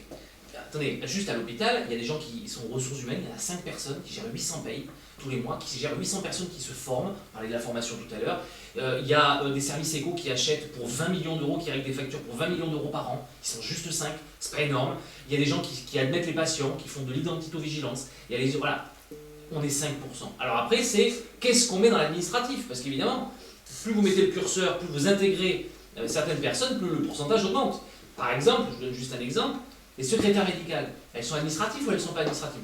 Je ne sais pas. Elles sont assistantes médico-administratives. Vous pourrez les classer administratives. Personne ne pourrait contester le fait qu'il y ait des secrétaires médicales dans un hôpital. Chez moi, elles sont 40. 40 plus 40, vous voyez, déjà, si j'intègre les secrétaires médicales, c'est 10%. Donc, vous voyez, c'est quoi administratif? Je sais plus ce que c'est, moi, à l'arrivée. Si on dit, c'est tous ceux qui ne sont pas soignants, donc tous ceux que vous enlevez, les médecins, les infirmières et les aides-soignants, oui, alors effectivement, ça fait un gros bataillon. Mais ça fait un gros bataillon parce que dedans, il y a les femmes de ménage, elles sont 70 à l'hôpital d'Arcachon. Donc, évidemment, vous voyez, tout ça, ça fait 20, 25, 30%. Voyez, voilà, c'est juste ça, à resituer un petit peu la bureaucratie à l'hôpital. Alors, en revanche, oui, il y a trop de normes, là je le dis très clairement, la réglementation est très complexe, attention, c'est un hôpital public, un hôpital où on soigne des gens, c'est pas une réglementation qui est facile, parce que c'est très normé, c'est très qualitatif, mais oui, je pense qu'on mériterait pour le coup à l'hôpital et dans toutes les administrations un choc de simplification de l'administration, qui n'y arrive pas en fait, tous les présidents que je connais, moi, enfin depuis que je suis professionnel, ont annoncé un choc de simplification, mais en fait ça n'a pas jamais été réellement fait. Parce que là aussi, c'est pareil, il y a des corporatismes, il y a des choses qui sont un peu compliquées à... Mais voilà, pour revenir juste à l'histoire de la bureaucratie, il faut juste la relativiser un peu. Voilà. 5% d'administration, et je rappelle aussi que cette administration-là, elle fout pas rien, quoi. C'est des gens qui bossent, qui sont dévoués à l'hôpital, qui bien souvent ont des salaires extrêmement bas, et à qui on ne pense jamais, parce que eux, quand ils vont sur les rails de train, personne ne les écoute, Moi, il y a vous n'entendrez aucune manifestation d'adjoint administratif, d'admission à l'hôpital public qui se mettent sur un rail de train en disant c'est un vrai scandale, tout le monde s'en fout. Parce que ces gens-là, on ne les connaît pas, on ne sait pas le travail qu'ils font. En revanche, vous avez des sages-femmes qui vont sur un rail de train, là, tout de suite, il y a une émotion de l'opinion publique, à juste titre, je ne conteste pas. Et d'ailleurs, les sages-femmes ont été revalorisées, 500 € net par mois, 1er janvier 2022. Je ne dis pas que c'est beaucoup, je ne dis pas que c'est un rattrapage, 500 € net par mois, c'est beaucoup d'argent. Encore une fois, je répète, je ne conteste pas ça. Je dis, qui à l'arrivée va payer? Voilà, moi je suis très inquiet quand je vois mon titre 1, c'est ma masse salariale. Quand je vois ma masse salariale juste à l'hôpital d'Arcachon, c'est 50 millions d'euros par an. Juste l'hôpital d'Arcachon, qui est donc une goutte d'eau dans l'hôpital public, soyons très clairs. Je me dis, oula, je dis c'est légitime, il n'y a pas de débat. En revanche, à l'arrivée, comment on va payer tout ça? Voilà, ce serait ça mon inquiétude. En tout cas, quand on vous écoute, on a envie d'aller passer une semaine réserver une chambre. À la maternité, quand vous voulez. Dans les autres services, je ne sais pas. Les cuisiniers sont bons ou pas? J'aurais juste une petite question pour vous. Est-ce que vous êtes dans l'optique, dans cette conscience-là, que des gens comme des magnétiseurs, des coupeurs de feu, des gens qui pratiquent le rail, l'énergétique, est-ce que vous seriez prêt peut-être à ce que les thérapeutes de cette catégorie-là puissent venir vous aider? Alors, vous me donnerez votre carte si éventuellement vous êtes assez peu. Je parle pas de l'hôpital d'Arcachon, je parle de l'hôpital en général. On est assez peu friand de ça, parce que tout ce qui est médecine parallèle, on n'aime pas trop. Je parlais tout à l'heure de la réglementation. Vous savez ce que c'est que la réglementation? Elle est carré de chez carré. Quand on recrute un kiné, moi j'étais à Bayonne avant, quand je recrutais un kiné, j'allais voir la cadre kiné, elle me disait ok c'est des kinés, mais par exemple je ne veux pas entendre parler des ostéopathes. Bon, la grande lutte entre les kinés et les ostéopathes. Vous voyez, ce genre de truc-là... Alors que l'ostéopathe est, pour moi, à mon sens, pour l'avoir pratiqué, bien meilleur. Ça peut tout à fait se discuter. Mais vous voyez, déjà, je vous parle du kiné-ostéo, je ne parle pas du oui, je ne parle pas du coupeur de feu, du maître Reiki. Ça, je ne vais pas sur ce terrain-là. On est assez peu friand. Après, on a, moi, je fais intervenir une réflexologue. Vous voyez, j'arrive quand même, parce que... Vous êtes ouvert. Voilà, je suis ouvert. Le coupeur de feu, je sais pas... Ça fera l'objet d'une prochaine émission, c'est le fou. Comme ça, sur l'intitulé du métier, ça me fait peur. Mais après... Ça ferait une super coupe de la dépêche. Un coupeur de feu à l'hôpital d'Arcachon. Moi, je reviens. Il y a certains hôpitaux qui l'utilisent. Oui, à N'Djamena. Oui, enfin, entre ici et le Tchad, c'est pas évident. Je sais qu'il y a certains hôpitaux qui moi, je reviens toujours sur les sortes de santé publique. Donc oui, alors vous avez répondu à ma question qui était la suivante. Y a-t-il trop de postes administratifs? Parce que je crois qu'il y a quand même des dépenses de santé colossales. On ne sait pas comment on va pouvoir y répondre. Alors, moi je voulais que vous interveniez sur la T2A et la tarification à l'activité, sachant qu'aujourd'hui la question est: l'hôpital est-il une entreprise? L'hôpital doit être rentable? Et j'aimerais bien avoir le témoignage de Nicolas Lacan. On n'a pas beaucoup entendu, mais je voulais que son témoignage vienne sur sa vision de l'hôpital en 2008.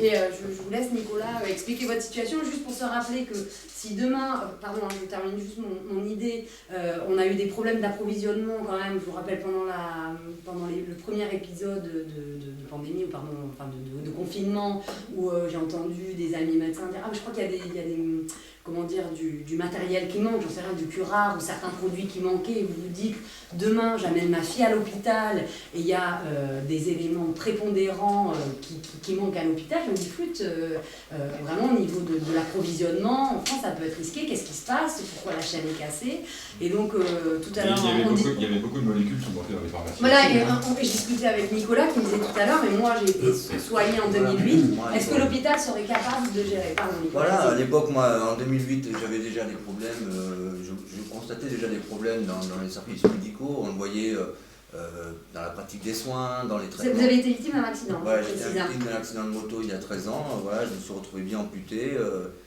Bon, mais j'ai passé un certain temps à l'hôpital, j'ai été re-hospitalisé plusieurs fois, mais c'est vrai que déjà à l'époque, il y avait déjà des gros problèmes au niveau des soins, c'est-à-dire que ça manquait de personnel, la qualité des soins n'était pas là. Au niveau des patients, il n'y avait aucune écoute de la douleur. Et encore aujourd'hui, vous voyez, on vous propose des façons simples et naturelles de soigner les gens. Moi, je suis bouffé à la morphine depuis 13 ans, d'accord, et à l'opium. Donc, si ça, pour vous, ça n'a aucun intérêt, c'est pas grave. Mais en attendant, quand on a besoin d'arriver au Covid pour prendre conscience qu'il y a des choses à changer à l'hôpital, désolé, mais alors dans ce cas-là, changez de métier et faites autre chose. Parce qu'aujourd'hui, je peux vous assurer que l'hôpital, s'il y a bien des choses à changer, c'est pour le patient, voilà, en premier. Alors bien sûr, il y a les soignants, il y a tout ça qui vient après. Mais je pense qu'ils ont décidé de faire ce métier pour aider l'autre. Mais tout ce qu'ils veulent, c'est pas des salaires, comme vous le dites, à mettre des augmentations et que vous êtes à peu près pour ou contre, ou vous trouvez que c'est un petit peu abusif et que on y reviendra et vous savez pas comment vous ferez pour payer. C'est surtout de la qualité du travail, du matériel, des choses qui sont mises en place pour améliorer les conditions d'accueil des personnes malades, l'écoute, voilà, le dialogue, tout simplement, ce qu'on est en train de faire depuis tout à l'heure. Et on a l'impression que tout est une question d'argent. Depuis le début des débats, c'est un petit peu ça.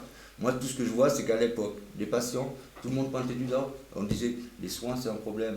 Les indemnisations, c'est un problème. Aujourd'hui, est-ce que ça a changé? Les personnes handicapées, aujourd'hui, touchent toujours 800 € par mois.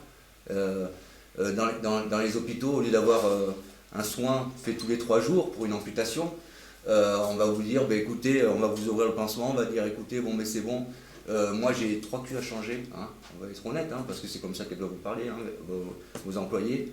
J'ai pas la possibilité, des personnes âgées dans les hôpitaux qu'on met parce qu'on n'est pas capable de pouvoir payer un EHPAD, parce qu'aujourd'hui voilà, on demande à des gens de toucher 2 fois leur vie pour arriver à mourir décemment. Ça aussi c'est une question d'argent. Vous pensez que vous allez pouvoir le résoudre de cette façon? Je pense pas. Donc aujourd'hui, ce qu'il faudrait peut-être prendre conscience, c'est qu'il y a des gens, c'est pas des pions, c'est pas des simples clients lambda comme on va au champ, c'est des gens qui viennent ici, qui confient leur vie, ils espèrent peut-être avoir une vie meilleure plus tard. Et de toute façon, ils ne vous jetteront pas la pierre dessus si jamais vous n'y arrivez pas, mais la moindre des choses, c'est que vous le fassiez de façon qualitative et que vous appreniez de vos erreurs par la suite, parce que quand on voit des personnes avec des opérations qui sont repoussées, c'est une honte. Quand on est responsable d'un hôpital, je trouve ça aberrant. On aurait pu très bien faire venir des médecins d'autres pays, on aurait pu réquisitionner des immeubles, des hôtels de luxe, puisqu'on savait que les tailles des chambres étaient adaptées pour pouvoir en faire des salles de réanimation. Il n'y a rien qui a été proposé. Il y a des gens qui travaillent dans la santé depuis des années, mais ne sont jamais préoccupés une seule minute de savoir, nous, au bout de la sonnette, à quel moment on a atteint le niveau 10 de la douleur, parce qu'apparemment c'est votre baromètre maintenant. Je pense que le niveau 10, il est atteint déjà moi depuis 2008. Et est-ce que moi on m'a demandé mon avis? Non. J'ai été avec les soignants à ce moment-là, il y avait les manifestations, j'ai dit BTL, je vais sensibiliser tous les gens à la Tour de Gacy, et tous les gens à Pellegrin, tous les malades, puis je vais leur dire allez on va aller manifester, je vais acheter un drap blanc, on va marquer alerte aux soins, alerte aux immunisations, et on va y aller avec les soignants. Alors les soignants, il n'y en a pas un qui veut se mouiller pour apporter les malades avec eux. Et au final on a fini la journée. J'ai manifesté dans tout Bordeaux, personne ne m'a calculé, vous allez me prendre pour un illuminé. Et arrivé à la fin de la journée, le syndicaliste, le responsable, dit bon, écoutez, la journée est terminée, merci, 18h. Mais j'ai dit c'est pas comme ça. On était devant le grand hôtel de Bordeaux, le grand théâtre. Il y a peut-être des personnes qui doivent encore s'en rendre compte. Et ça rappelait. J'ai mis mon fauteuil électrique sur le rail, et moi je me suis mis sur l'autre. J'ai gueulé pendant 2h30 ce que les gens avaient envie de gueuler. Parce que pendant ce temps-là, les infirmiers, eux, manifestaient toute la journée. Mais qui est resté au lit pendant ce temps-là? Il n'y a personne pour descendre, ni pour faire la toilette, ni pour manger, ni pour aller fumer sa cigarette en bas. Alors parce que vos employés doivent faire grève, et parce que c'est un droit, alors nous, on doit subir les conséquences et se taire. Et aujourd'hui, vous êtes encore en train de dire que la faute, c'est les finances. Alors il y a un moment, il va falloir commencer à balayer dans sa porte, se dire qu'on a fait des erreurs, mais il faut aussi être capable d'entendre ce que les gens ont à dire. Et les premiers, c'est nous, les patients. Sans ça, autrement, on n'y arrivera jamais. Parce que de toute façon, vous soignerez quoi, des animaux à la fin. C'est les animaux, s'ils viennent pas s'exprimer, mais regardez aujourd'hui, avec les vaches, avec le hublot et tout machin, hein, on leur demanderait leur avis, vous verriez. Hein, comment... Et aujourd'hui, nous, on est là, on vous confie notre vie, on n'a pas le choix. On est emmené à l'hôpital le plus proche. Mais quand on voit certains hôpitaux comment c'est géré, c'est pitoyable. Voilà. Pardon. On est dans des politiques où on nous dit de faire des économies. Ça fait à peu près 40 ans que j'entends ça. Je ne sais pas encore combien de temps on va devoir faire des économies. Quand est-ce que les économies seront terminées et qu'on pourra enfin revivre comme avant? Ça n'arrivera pas, bien sûr, mais c'est pas... L'hôpital public, vous parliez du beurre et de l'argent du beurre tout à l'heure, on l'a eu, hein, c'était les années 60. Dans les années 60, il y avait un hôpital par jour qui sortait de terre, parce qu'on subventionnait l'hôpital public avec un taux de cotisation, et non pas des charges, désolé. Donc, aujourd'hui, les cotisations, elles sont gelées depuis les années 80 ou 90, donc évidemment, il n'y a plus le financement. Donc on va se financer chez Bouygues, chez Eiffage, etc. Quand un pôle santé est financé par Eiffage, les gens qui y travaillent avec tout le dévouement possible, hein, bien sûr, ils ne travaillent pas tellement pour faire de la santé, ils travaillent pour rembourser Eiffage. Eiffage, quand ils investissent, ils veulent un retour sur investissement. Si on ne voit pas ça, on ne comprend pas qu'effectivement, il y a des maternités qui ferment ici, donc il faut aller plus loin, donc c'est plus compliqué, les urgences de tel endroit qui ferment. Oui, mais il y a eu des économies de fait, des économies demandées, et puis il y a des retours sur investissement. Encore une fois, vous avez parlé de dépenses de santé. Pourquoi on ne dit pas une production de santé? On produit de la santé. Ou alors on appelle ça de la dépense automobile aussi. Peugeot fait de la dépense automobile. Pourquoi quand c'est des automobiles, des strings, des stylos, je ne sais pas quoi, on dit de la production, et quand c'est de la santé, de l'éducation, de la justice, on parle de dépenses. D'accord? Donc il faut arrêter de sortir encore une fois de ce débat. Je suis désolé, il y a encore le capitalisme qui est derrière. Quand il y a un investissement qui est fait, il y a besoin d'un retour sur investissement, que ce soit FH, que ce soit Bouygues, que ce soit n'importe quelle société qui investit dans n'importe quoi. Leur but, quand on va parler du vaccin tout à l'heure, hein, Pfizer, le but c'est de faire des profits aussi. Bon, là, cette fois-ci c'est sur un vaccin. Alors, je suis content de ne pas être directeur d'hôpital. Hein. Ouais, non, mais bon, je peux répondre, hein, évidemment. Alors, est-ce qu'il faut toujours faire attention quand on a une expérience comme la vôtre? Je ne sais pas où c'était, enfin c'était quand, en 2008 bon, 2008, je ne sais pas où c'était. Bon, moi, encore une fois, je répète, je suis le directeur de l'hôpital d'Arcachon. Bon, je peux avoir une vision de l'hôpital public et vous faire des grandes transversales, avoir un intérêt peut-être assez limité. Oui, il y a des hôpitaux qui souffrent d'un manque de matériel. Voilà, je le dis. J'ai la faiblesse de penser que mon hôpital ne manque pas de matériel. Pour des raisons différentes, parce qu'en réalité on a un peu plus de sous, parce qu'on a eu la chance d'être à Arcachon, on avait eu la chance d'avoir des biens immobiliers qu'on a pu vendre, donc on a pu avoir un peu plus d'argent que certains autres hôpitaux. Bon voilà, oui, on a fait construire un hôpital tout neuf, je vois que vous avez une bonne connaissance du pôle de santé, c'est effectivement Eiffage qui l'a construit, mais enfin pardon, quand en fait je veux construire un bâtiment, je ne sais pas à qui m'adresser d'autre qu'à des promoteurs et des gens qui construisent un bâtiment. Bon, alors oui, j'ai financé Eiffage, enfin bon, Eiffage m'a en contrepartie quand même construit un bâtiment. Et je ne sais pas faire autrement, en réalité. Donc, bon, voilà. On a su le faire à une époque, c'est ça le problème. Aujourd'hui... Après, il y a une concentration, c'est vrai, que des entreprises de construction, malheureusement, ça après... Oui, qui sont d'ailleurs en difficulté aussi, parce qu'on parlait de la restauration tout à l'heure, enfin, le bâtiment... La privatisation des parkings dans les hôpitaux, ça aussi, vous êtes obligé de donner vos parkings pour les hôpitaux. Quand vous avez quand même des gens qui vont à l'hôpital des enfants voir leurs gamins, hein, qui sont obligés de foutre 5 € dans un ordinateur plutôt que d'aller apporter une petite peluche à un enfant, quand on est directeur d'hôpitaux, ça vous fait pas mal à la gorge. Je suis pas loin de partager votre avis, mais ce n'est pas le cas à Arcachon. Il y a des gens déjà dans la maison de retraite qui n'ont parfois jamais de visite. Alors imaginez-vous quelqu'un à l'hôpital, dans l'agonie, dans la souffrance, qu'on va venir. Alors vous croyez que la personne va venir dépenser 5 € dans le parking. Et en plus, mais franchement, vous pensez pas qu'il pourrait mieux passer du temps? C'est pas une blague, le rodateur sur le parking de l'hôpital? C'est pas une blague. Et c'est beaucoup plus de ça. Peut-être pas Arcachon, ça c'est sûr. Arcachon, on a agrandi le parking, mais on m'a posé la question de savoir si je devais pas faire payer le parking. Moi j'ai dit non, mais Pellegrin est dans une situation plus compliquée parce qu'ils Ils sont en centre-ville de Bordeaux. Bon, et là, on et- revient toujours à ce problème. Alors, désolé, parce que tout est une question d'argent, malheureusement. Pas que, bien sûr. Hein.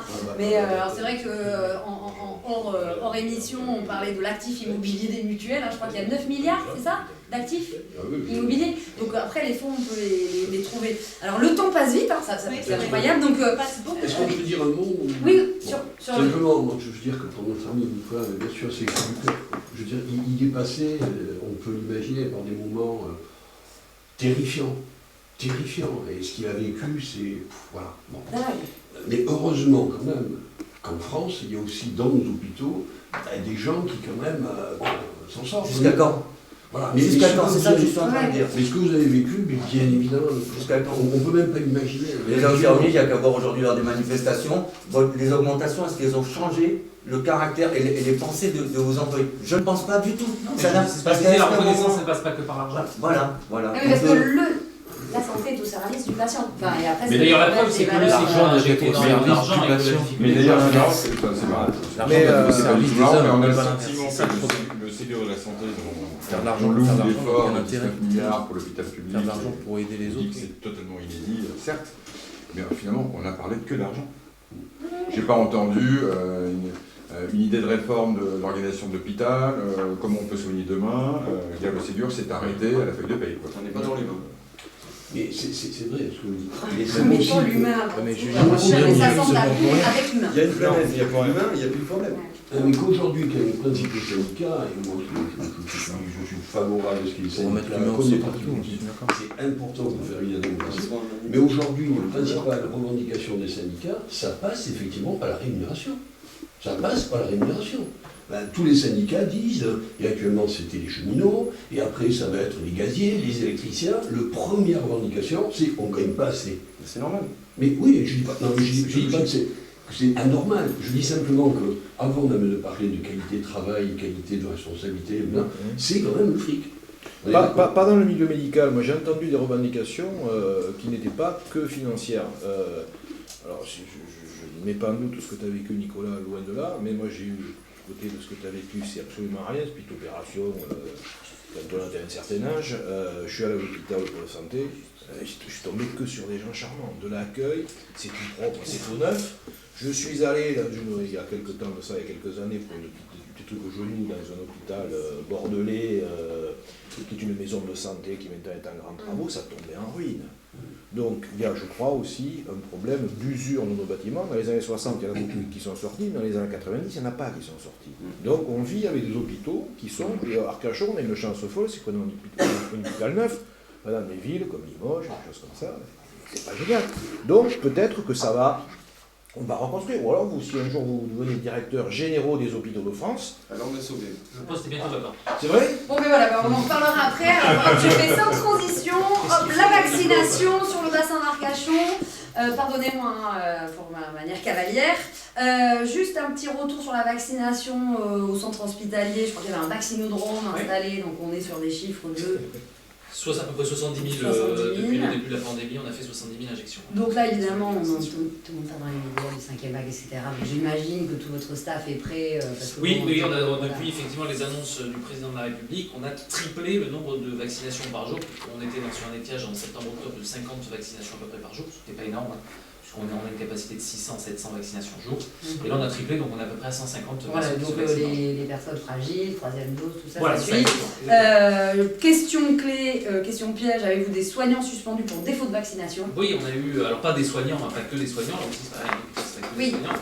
Mais on a une dizaine de personnes qui sont actuellement suspendues, beaucoup dans les services techniques, 4 dans les services techniques sur le plan, voilà. On a une sage-femme, une infirmière et 2 ASH, 4 services techniques, je crois que j'ai dit tout le monde. Il y en a 8. Oui, alors il doit y avoir une tech de labo, et le je vais être précis, non je suis bien vacciné, non, j'ai pas de problème avec ça, une tech de labo, il m'en manque une. Et alors, d'accord. Et alors après, je ne sais pas si je vous laisse participer ou avant, je voulais entamer l'histoire des effets secondaires sur le vaccin, parce qu'évidemment je pense que ça occupe beaucoup les personnes à savoir qu'est-ce qui va se passer dans les années à venir pour ceux qui sont vaccinés, pas vaccinés. Je voulais savoir comment ça se passait au niveau effets indésirables, si jamais il y a des effets indésirables au centre de vaccination. Donc j'imagine que... C'est tout à fait juste ce qui a été dit, c'est que souvent on a des malaises vagos de jeunes plutôt, pourquoi ? Parce que principalement le système immunitaire est un peu plus faible que les personnes âgées. Et donc effectivement, on a des gens qui étaient un peu blancs. Voilà, comment ça se passe pour les effets indésirables? Parce que le plus important... Oui, il n'y a pas eu d'effets indésirables graves. Alors, que des petits comment ça malaises. se passe? Parce qu'évidemment, il y a eu un peu de littérature, un peu de presse sur les problèmes de péricardite, myocardite, etc. C'est vrai que quand on lit la liste sur ANSM, merci, la liste est longue, je vais éviter de faire la liste de tous les effets indésirables. On est sur 25% de cas graves. Sur les effets indésirables depuis le début de la vaccination. Bon, tout ça, ce sont des campagnes de chiffres. Enfin, moi, je peux imaginer que le jour où on va aborder, je ne sais pas si on va le faire là, parce que ça mérite peut-être une émission, la vaccination des enfants, c'est vrai qu'on se pose des questions. Effets indésirables, comment ça se passe? C'est très protocolisé en France, hein. Je parlais de la réglementation de l'hôpital et du système de santé, c'est très protocolisé. C'est le centre de pharmacovigilance. Exactement. Donc c'est des coups de fil. Non, c'est un rapport écrit. Si effectivement quelqu'un a eu un effet indésirable considéré comme grave, pas le malaise vagal, on ne remonte pas à ça, mais des problématiques telles que péricardite ou autres d'ailleurs, hein, on le fait immédiatement remonter. Polyarthrite, néphropathie, troubles mensuels, sachant que je me permets de répéter quand même juste au passage que le lien entre ces événements-là et la vaccination sont évidemment extrêmement compliqués à prouver. Je ne dis pas qu'il n'y a pas de lien, je dis simplement que beaucoup de personnes font un lien direct. La médecine est souvent plus compliquée qu'on ne pense. On veut que la médecine soit toujours très très claire, très carrée. Je pense que la crise Covid a montré que la médecine, c'est pas si simple. Ça veut dire qu'il y aura un terrain favorable qui de toute façon aurait conduit à ça. Oui, il peut y avoir des terrains favorables, il peut y avoir 10 000 explications. Il peut y avoir des enjeux de toute manière juridiques colossaux. J'avais un petit extrait des Échos. Covid, les effets secondaires du vaccin vont coûter cher à l'Australie. Il y a 10 000 Australiens qui réclament au gouvernement une indemnisation après avoir subi d'importants effets secondaires à cause du vaccin. Donc je pense que ça, c'est l'avenir malheureusement auquel on va devoir se confronter, à savoir... Moi, je comprends pas le débat en réalité sur les effets secondaires, même si je suis pas spécialiste, mais enfin, j'ai peut-être un regard trivial. J'avais un grand-père qui malheureusement, enfin, est décédé, mais a vécu l'époque où on n'était pas vacciné contre le tétanos, etc. Et il me disait toujours, si aujourd'hui on n'avait pas vacciné les gens, ce serait des milliers de gens qui mourraient pour le tétanos. Le fait qu'il y ait des vaccins, il y en a peut-être 200, j'en sais rien. C'est pareil pour le Covid, on n'aura jamais 0 mort. On a vacciné 60 millions de personnes, je sais pas, dans ces eaux-là, ou 40, il y en aura peut-être 10 000, 15 000 morts, mais combien on en aurait eu si on ne les avait pas vaccinés? Donc à un moment, il va falloir peut-être regarder les choses différemment. Moi, je ne suis pas spécialiste de la question, mais la seule chose que j'ai à dire, c'est que depuis qu'on vaccine les gens, il y a beaucoup moins de gens qui meurent parce qu'on des maladies qu'on a vaccinées que si on ne les avait pas vaccinées. Et ça, je mets tout le monde au défi statistiquement. Je parle du tétanos, je parle de toutes les autres maladies. Combien de gens meurent du tétanos aujourd'hui? Combien il y en a eu qui mouraient avant le vaccin? Je ne parle même pas de la polio et tout le reste. Donc voilà, on n'a plus ces maladies-là, mais je ne parle même pas de la vérole, enfin toutes ces petites maladies la variole je crois, pardon, qui existaient, excusez-moi, la variole, parce que je ne suis pas spécialiste, toutes ces maladies qui ont disparu sur le vaccin. Le vaccin aujourd'hui est peut-être pas la solution optimale, mais c'est la seule qu'on ait trouvée, et je pense qu'on est très sévère là-dessus, on est toujours dans le zéro défaut, on est dans une société, on n'accepte plus la moindre erreur. Et ni la mort. On regarde pendant 10 heures une émission télé, il y a juste une seconde d'erreur, ah ça y est, l'émission est nulle. On est devenu intolérant. Il va falloir qu'on redescende un petit peu sur Terre et se dire, on est des êtres humains, on vit et on meurt, et malheureusement, la vie elle peut être magnifique, elle peut être cruelle aussi, et qu'on est obligé de vivre ensemble. Après, c'est un débat qui m'arrête c'est ça les scientifiques, c'est juste... Non, on vit une société où on légifère sur tout. C'est-à-dire que si demain on traverse et que... la judiciarisation des mœurs. Exactement. Il y en a certains qui sont contents. Mais... Et qu'on glisse sur un passage clouté et qu'on se blesse, je pense que demain il y aura une loi sur les passages cloutés. On vit cette époque-là. Moi, je préférais qu'on mette notre énergie, par exemple, pour essayer d'aider les hôpitaux ou d'aider les services publics à essayer de mobiliser, par exemple, les gens qui sont à la retraite, des infirmières qui ont 70 ans, 75 ans, qu'on aurait pu mobiliser, essayer de trouver des logements ou des lieux pour pouvoir accueillir des malades, que d'aller se prendre la tête sur des vaccins, parce que même si le vaccin aujourd'hui, il y a des doutes, moi je suis pas spécialiste, mais je me suis fait vacciner, et je ne me suis pas vacciné par conviction, parce que j'ai pas le choix. Peut-être que j'ai commis une erreur. Enfin, de dire qu'on va essayer de tuer 60 millions de personnes en France, ça j'y crois pas. Après, on avait la notion, je crois que les profits de l'industrie pharmaceutique, on a parlé à un moment de peut-être lever pardon, aidez-moi, mais les brevets, parce qu'à un moment on est sur des chiffres de... C'est un faux débat. On va pas me dire que les gouvernements ont fait gagner des milliards d'euros à des laboratoires médicaux, ce qui est vrai, alors même qu'ils se sont endettés 100 fois plus. Enfin, moi, je suis pas politique, mais je suis à la tête d'un pays, je me dis, je vais enrichir de 3-4 milliards ou 10 ou 20 milliards un laboratoire, par contre, je vais m'endetter de 140 milliards, je vais même pas pouvoir payer les fonctionnaires, je vais prendre plein de manifestations. Non, en réalité, on a des gouvernements qui ont fait ce qu'ils pouvaient comme ils pouvaient, qui étaient débordés par la situation, ils ont choisi la solution la plus radicale et la plus simpliste possible. On vaccine tout le monde, on s'embête pas, on rassure les gens, et on verra après ce qui se passera. Donc arrêtons de toujours chercher la petite bête. Moi je pense qu'on cherche tout le temps la petite bête, et là-dessus, sur ce sujet-là, je pense qu'on se trompe de combat. Il y a des combats beaucoup plus importants en France, comme la retraite, etc., où il y a pas de combat, à mon avis. Pour moi c'est similaire, et puis vous parlez de la petite bête. Je ne sais pas si c'est le dernier rapport que vous avez là de la NSM, mais page 7 du rapport de fin octobre, on était quand même... Non, mais sans être spécialiste, je vais lire le rapport de la NSM, c'est pas un site... Un rapport, c'est un rapport, il faut lire entre les lignes, c'est comme une étude, comme un sondage. Prenez la ligne en tout cas des morts, il y a 905 morts suite au vaccin Pfizer. Mais combien de gens vaccinés? D'accord, mais la petite bête... Combien de vaccinés? 20 millions? D'accord. Ça fait 0,001. D'accord. Et combien de gens ont été touchés finalement par le Covid? Voilà, on pourrait mettre en balance. Moi ce que je veux dire, c'est que vous avez l'air de faire confiance. Moi je me pose des questions sur le vaccin, c'est tout, je doute. Je sais qu'Olivier Véran a dit cet été, le doute tue. Alors là, du coup, je vais tuer des gens certainement en exprimant un doute, mais bon, désolé. Pfizer, quand même, on est sommé là de faire confiance à 100% de Pfizer. D'ailleurs, on a appris cette semaine qu'à Taïwan, et c'est pas des rigolos, en matière scientifique, Taïwan, ils ont mis le holà sur le vaccin Pfizer. Nous, pour l'instant, on a mis le holà sur Moderna seulement. Pfizer, c'est une entreprise, encore une fois, qui est capitaliste, elle veut faire du profit. Donc elle va pas c'est normal, c'est le but d'une entreprise, elle veut faire du profit. Le but n'est pas, c'est normal, de pas... Les employés chez Pfizer, en tout cas les actionnaires de Pfizer, le matin quand ils se lèvent, ils n'ont pas envie qu'on soit en bonne santé. Ils ont envie de payer les fonds de pension, ils ont envie de faire du... Non, mais laissez-moi finir. Ah bah si, un actionnaire, ça peut récupérer son investissement. J'ai pas dit de tuer, j'ai dit un actionnaire, ça voulait avoir son retour sur investissement. C'est le système capitaliste qui est comme ça, et c'est de ça que je veux sortir justement. On pourrait très bien avoir une production de santé qui ne soit pas capitaliste, qui ne soit pas basée sur le profit. Apparemment, il y a des molécules qui coûtent très cher, qui sont valorisées, on est allé à 100% dedans, on s'est engouffré sur cette voie-là très très vite, en tout cas en France. Il y avait d'autres voies, il y avait bon, là il y a la pilule qui arrive, là, la pilule anti-Covid à 700$ le traitement avec 5 petites pilules. Bon, il y avait des choses qui coûtaient moins cher, on n'a pas décidé d'aller vers ces voies-là, on a décidé quand même de mettre en valeur du capital, que ce soit le capital de Pfizer, etc. Et en plus, on est sur Pfizer, qui est une entreprise qui a été multirécidiviste en matière de condamnation, qui ont falsifié des résultats scientifiques, des études scientifiques, des histoires de corruption politique, qui ont engraissé grassement des médecins de plateau pour qu'ils aillent prêcher Donc, faire confiance aveuglément à Pfizer en disant c'est un faux problème, etc., les doutes, je vous trouve bien confiant et je ne partage pas cette Moi j'ai du mal à imaginer, très sincèrement, que nos chercheurs français, notamment je pense à l'Institut Pasteur, ils n'ont pas trouvé le vaccin, en tout cas pas de suite, mais ces gens-là ont une compétence extrême. S'il y avait un risque, ils sont tous partis à l'étranger, les meilleurs. S'il y avait un risque sur les vaccins, je pensais qu'ils ne le diraient pas, qu'ils nous cacheraient la vérité. Quand on aura fini la phase 3 des tests déjà sur les études à long terme, on pourra dire quels sont les effets à long terme. Les scientifiques de l'Institut Pasteur sont chez Pfizer parce qu'ils sont 3 fois mieux payés, c'est ça la triste réalité. Donc on est bien sur des logiques économiques, encore une fois, on est bien là. Et sans transition, alors je termine parce qu'on parlait éventuellement des liens d'intérêt, etc.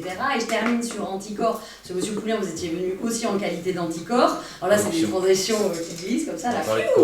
Donc Anticorps, c'était important d'en parler parce que c'est une association qui a été créée en 2002 par le juge Alphen pour lutter contre la corruption et rétablir l'éthique en politique. Et c'était là-dessus, sur un point positif, dans la mesure du possible, à savoir l'éthique est prépondérante dans toute la gestion. On a vu l'humain, l'éthique, la morale, ça va de part, il y a du bien, du mal.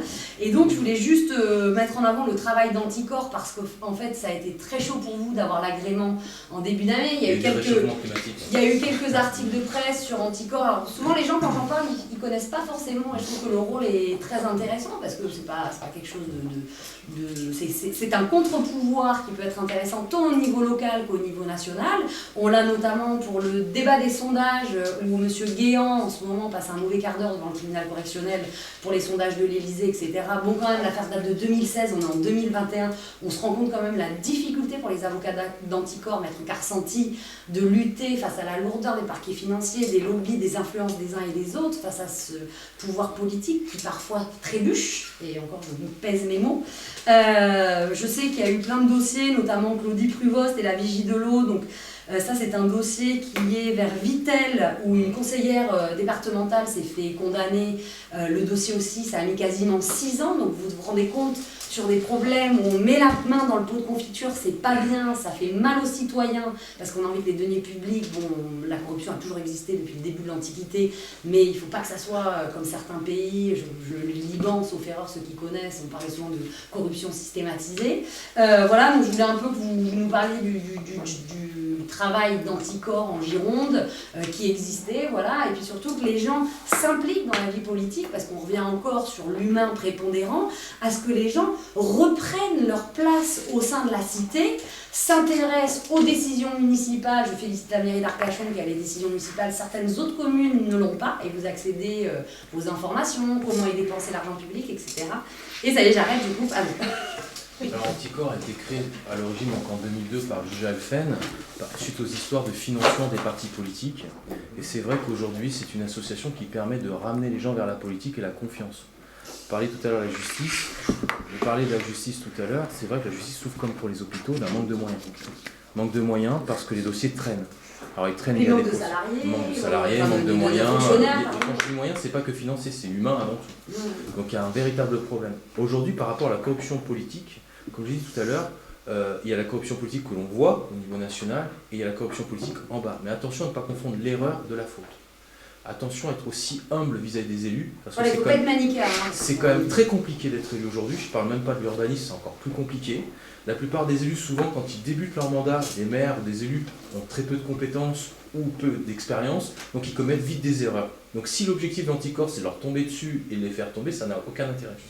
En revanche, ce qu'on fait beaucoup de prévention, c'est-à-dire qu'on les appelle, attention, ça c'est pas légal, etc.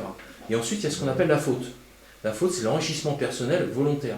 C'est-à-dire que par exemple, il y a des maires ou des élus nationaux qui vont par exemple corrompre volontairement, que ce soit des promoteurs ou autres, pour prendre des prises illégales d'intérêt, embaucher des amis, etc., qui savent éperdument que c'est de la corruption, qu'il y a un enrichissement, etc.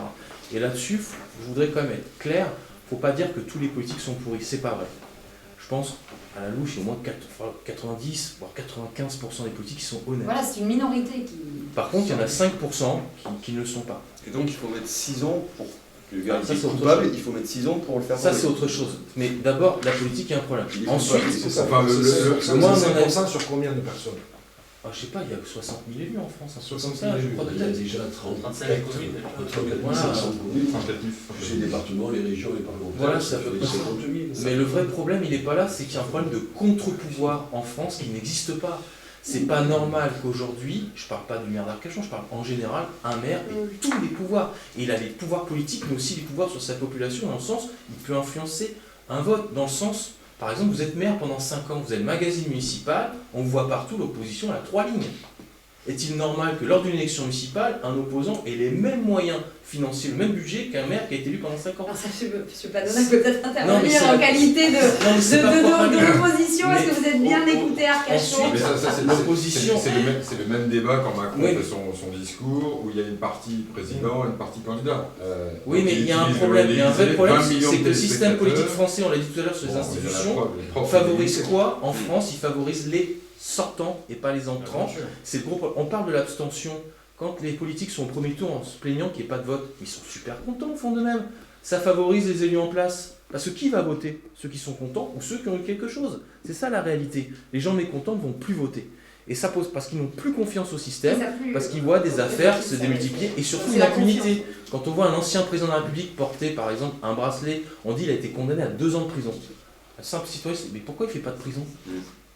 Alors que vous allez manifester sur un rond-point à tort ou à raison, et que derrière vous prenez 3, 4, 5, 6 mois de prison ferme, ça va pas ou alors là il y a une injustice. Le président, je suis hospitalisé d'office. Exactement. Et ça va pas mettre 6 ans à être... Donc l'objectif d'Anticor, c'est quoi? C'est qu'Anticor a pour objectif d'être une association de 1901 qui est une sorte de contre-pouvoir entre guillemets. On a un agrément, comme vous l'avez dit, où on est la seule association en France. Vous avez failli pas l'avoir. Ah, oui, on nous a voulu l'enlever. Pourquoi? Parce qu'en réalité, on est sur Dupond-Moretti, il était jugé parti. Et on a vu ce qui se passe derrière.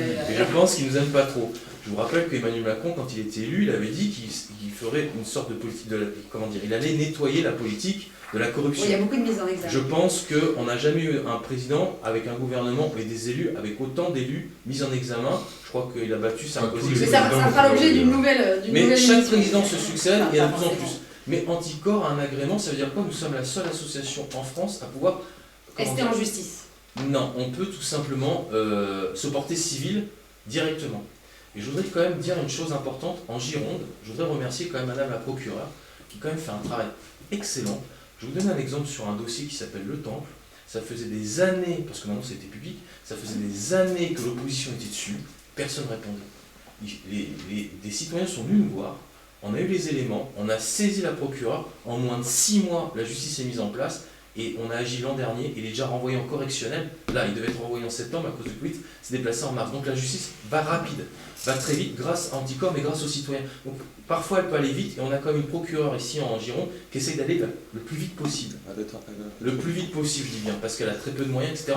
Et là-dessus, il faut quand même le dire. Comme disait tout à l'heure, c'est justement le conseil municipal d'Arcachon, on a souvent tendance à critiquer les gens, mais quand ils font du bon travail, il faut le dire. Après, on a aussi un devoir de discrétion. Parce qu'il y a des oppositions qui viennent nous voir pour déglinguer des majorités. Ils nous écrivent en disant oui, il faut pas que ça soit instrumentalisé, bien sûr. Donc on prend les éléments, on prend du recul, on est discret sur les affaires qui ne sont pas sorties ou qui n'ont pas été jugées, parce qu'on a des bruits un peu partout en Gironde, et après on envoie ça à la procureure de la République où il y a une enquête qui est faite ou pas. Et alors, il existe une structure étatique créée sous Hollande là, en 2016 qui s'appelle l'Agence de la corruption. Je ne sais pas si oui. Alors, je ne sais pas l'intitulé exact, l'acronyme, mais je ne sais pas si les citoyens sont au courant qu'il existe cette structure et qui normalement doit intervenir auprès des élus. Alors je ne sais pas qui commence. Mais ça c'est déjà énorme, qu'un président crée l'agence de la corruption. Non, mais du coup elle a un rôle auprès des entreprises, etc. Et je trouve ça intéressant. Alors je ne sais pas si les citoyens lambda peuvent la saisir ou pas, mais quoi qu'il en soit... Le problème il n'est pas là, c'est la lourdeur de la justice, la lenteur. Vous pouvez dénoncer quelqu'un, ça met des années, et les pressions que vous recevez. Je ne peux pas vous donner le nom du dossier, mais il y a un dossier ici en Gironde où vous avez une élue qui a fait pratiquement une tentative de suicide parce qu'on est sur ce dossier-là et qu'elle a eu des pressions pour ne pas parler. Donc il y a des choses très graves qui sont en train de se passer. Je pense que le fond du problème, c'est un problème de lenteur administrative, judiciaire, de moyens humains avant tout, et puis aussi de contre-pouvoir qui n'existe pas, et de sanctions. Pour nous, à Anticor, moi à titre personnel, je pense que tant qu'on ne mettra pas l'inéligibilité à vie pour tout élu condamné dans le cadre de ses fonctions avec une peine de prison d'1 an ferme et mettre l'exemple en disant que vous devez être exemplaire, je parle uniquement dans l'argent public. Après, on peut avoir des défauts, par exemple, vous avez des impayés, c'est pareil, c'est autre chose. Mais tant qu'on n'arrivera pas à des sanctions aussi lourdes et en enlevant l'impunité des élus, députés, présidents dans le cadre d'une corruption, etc., on peut, par exemple, continuer à investir un président et s'il est coupable, il dégage. Et bien, tant qu'on n'en arrivera pas là, on continuera à avoir de la corruption politique et on fait le terreau des extrêmes. Et on parle, là, il y a des échéances en mai, on en parlait tout à l'heure en privé.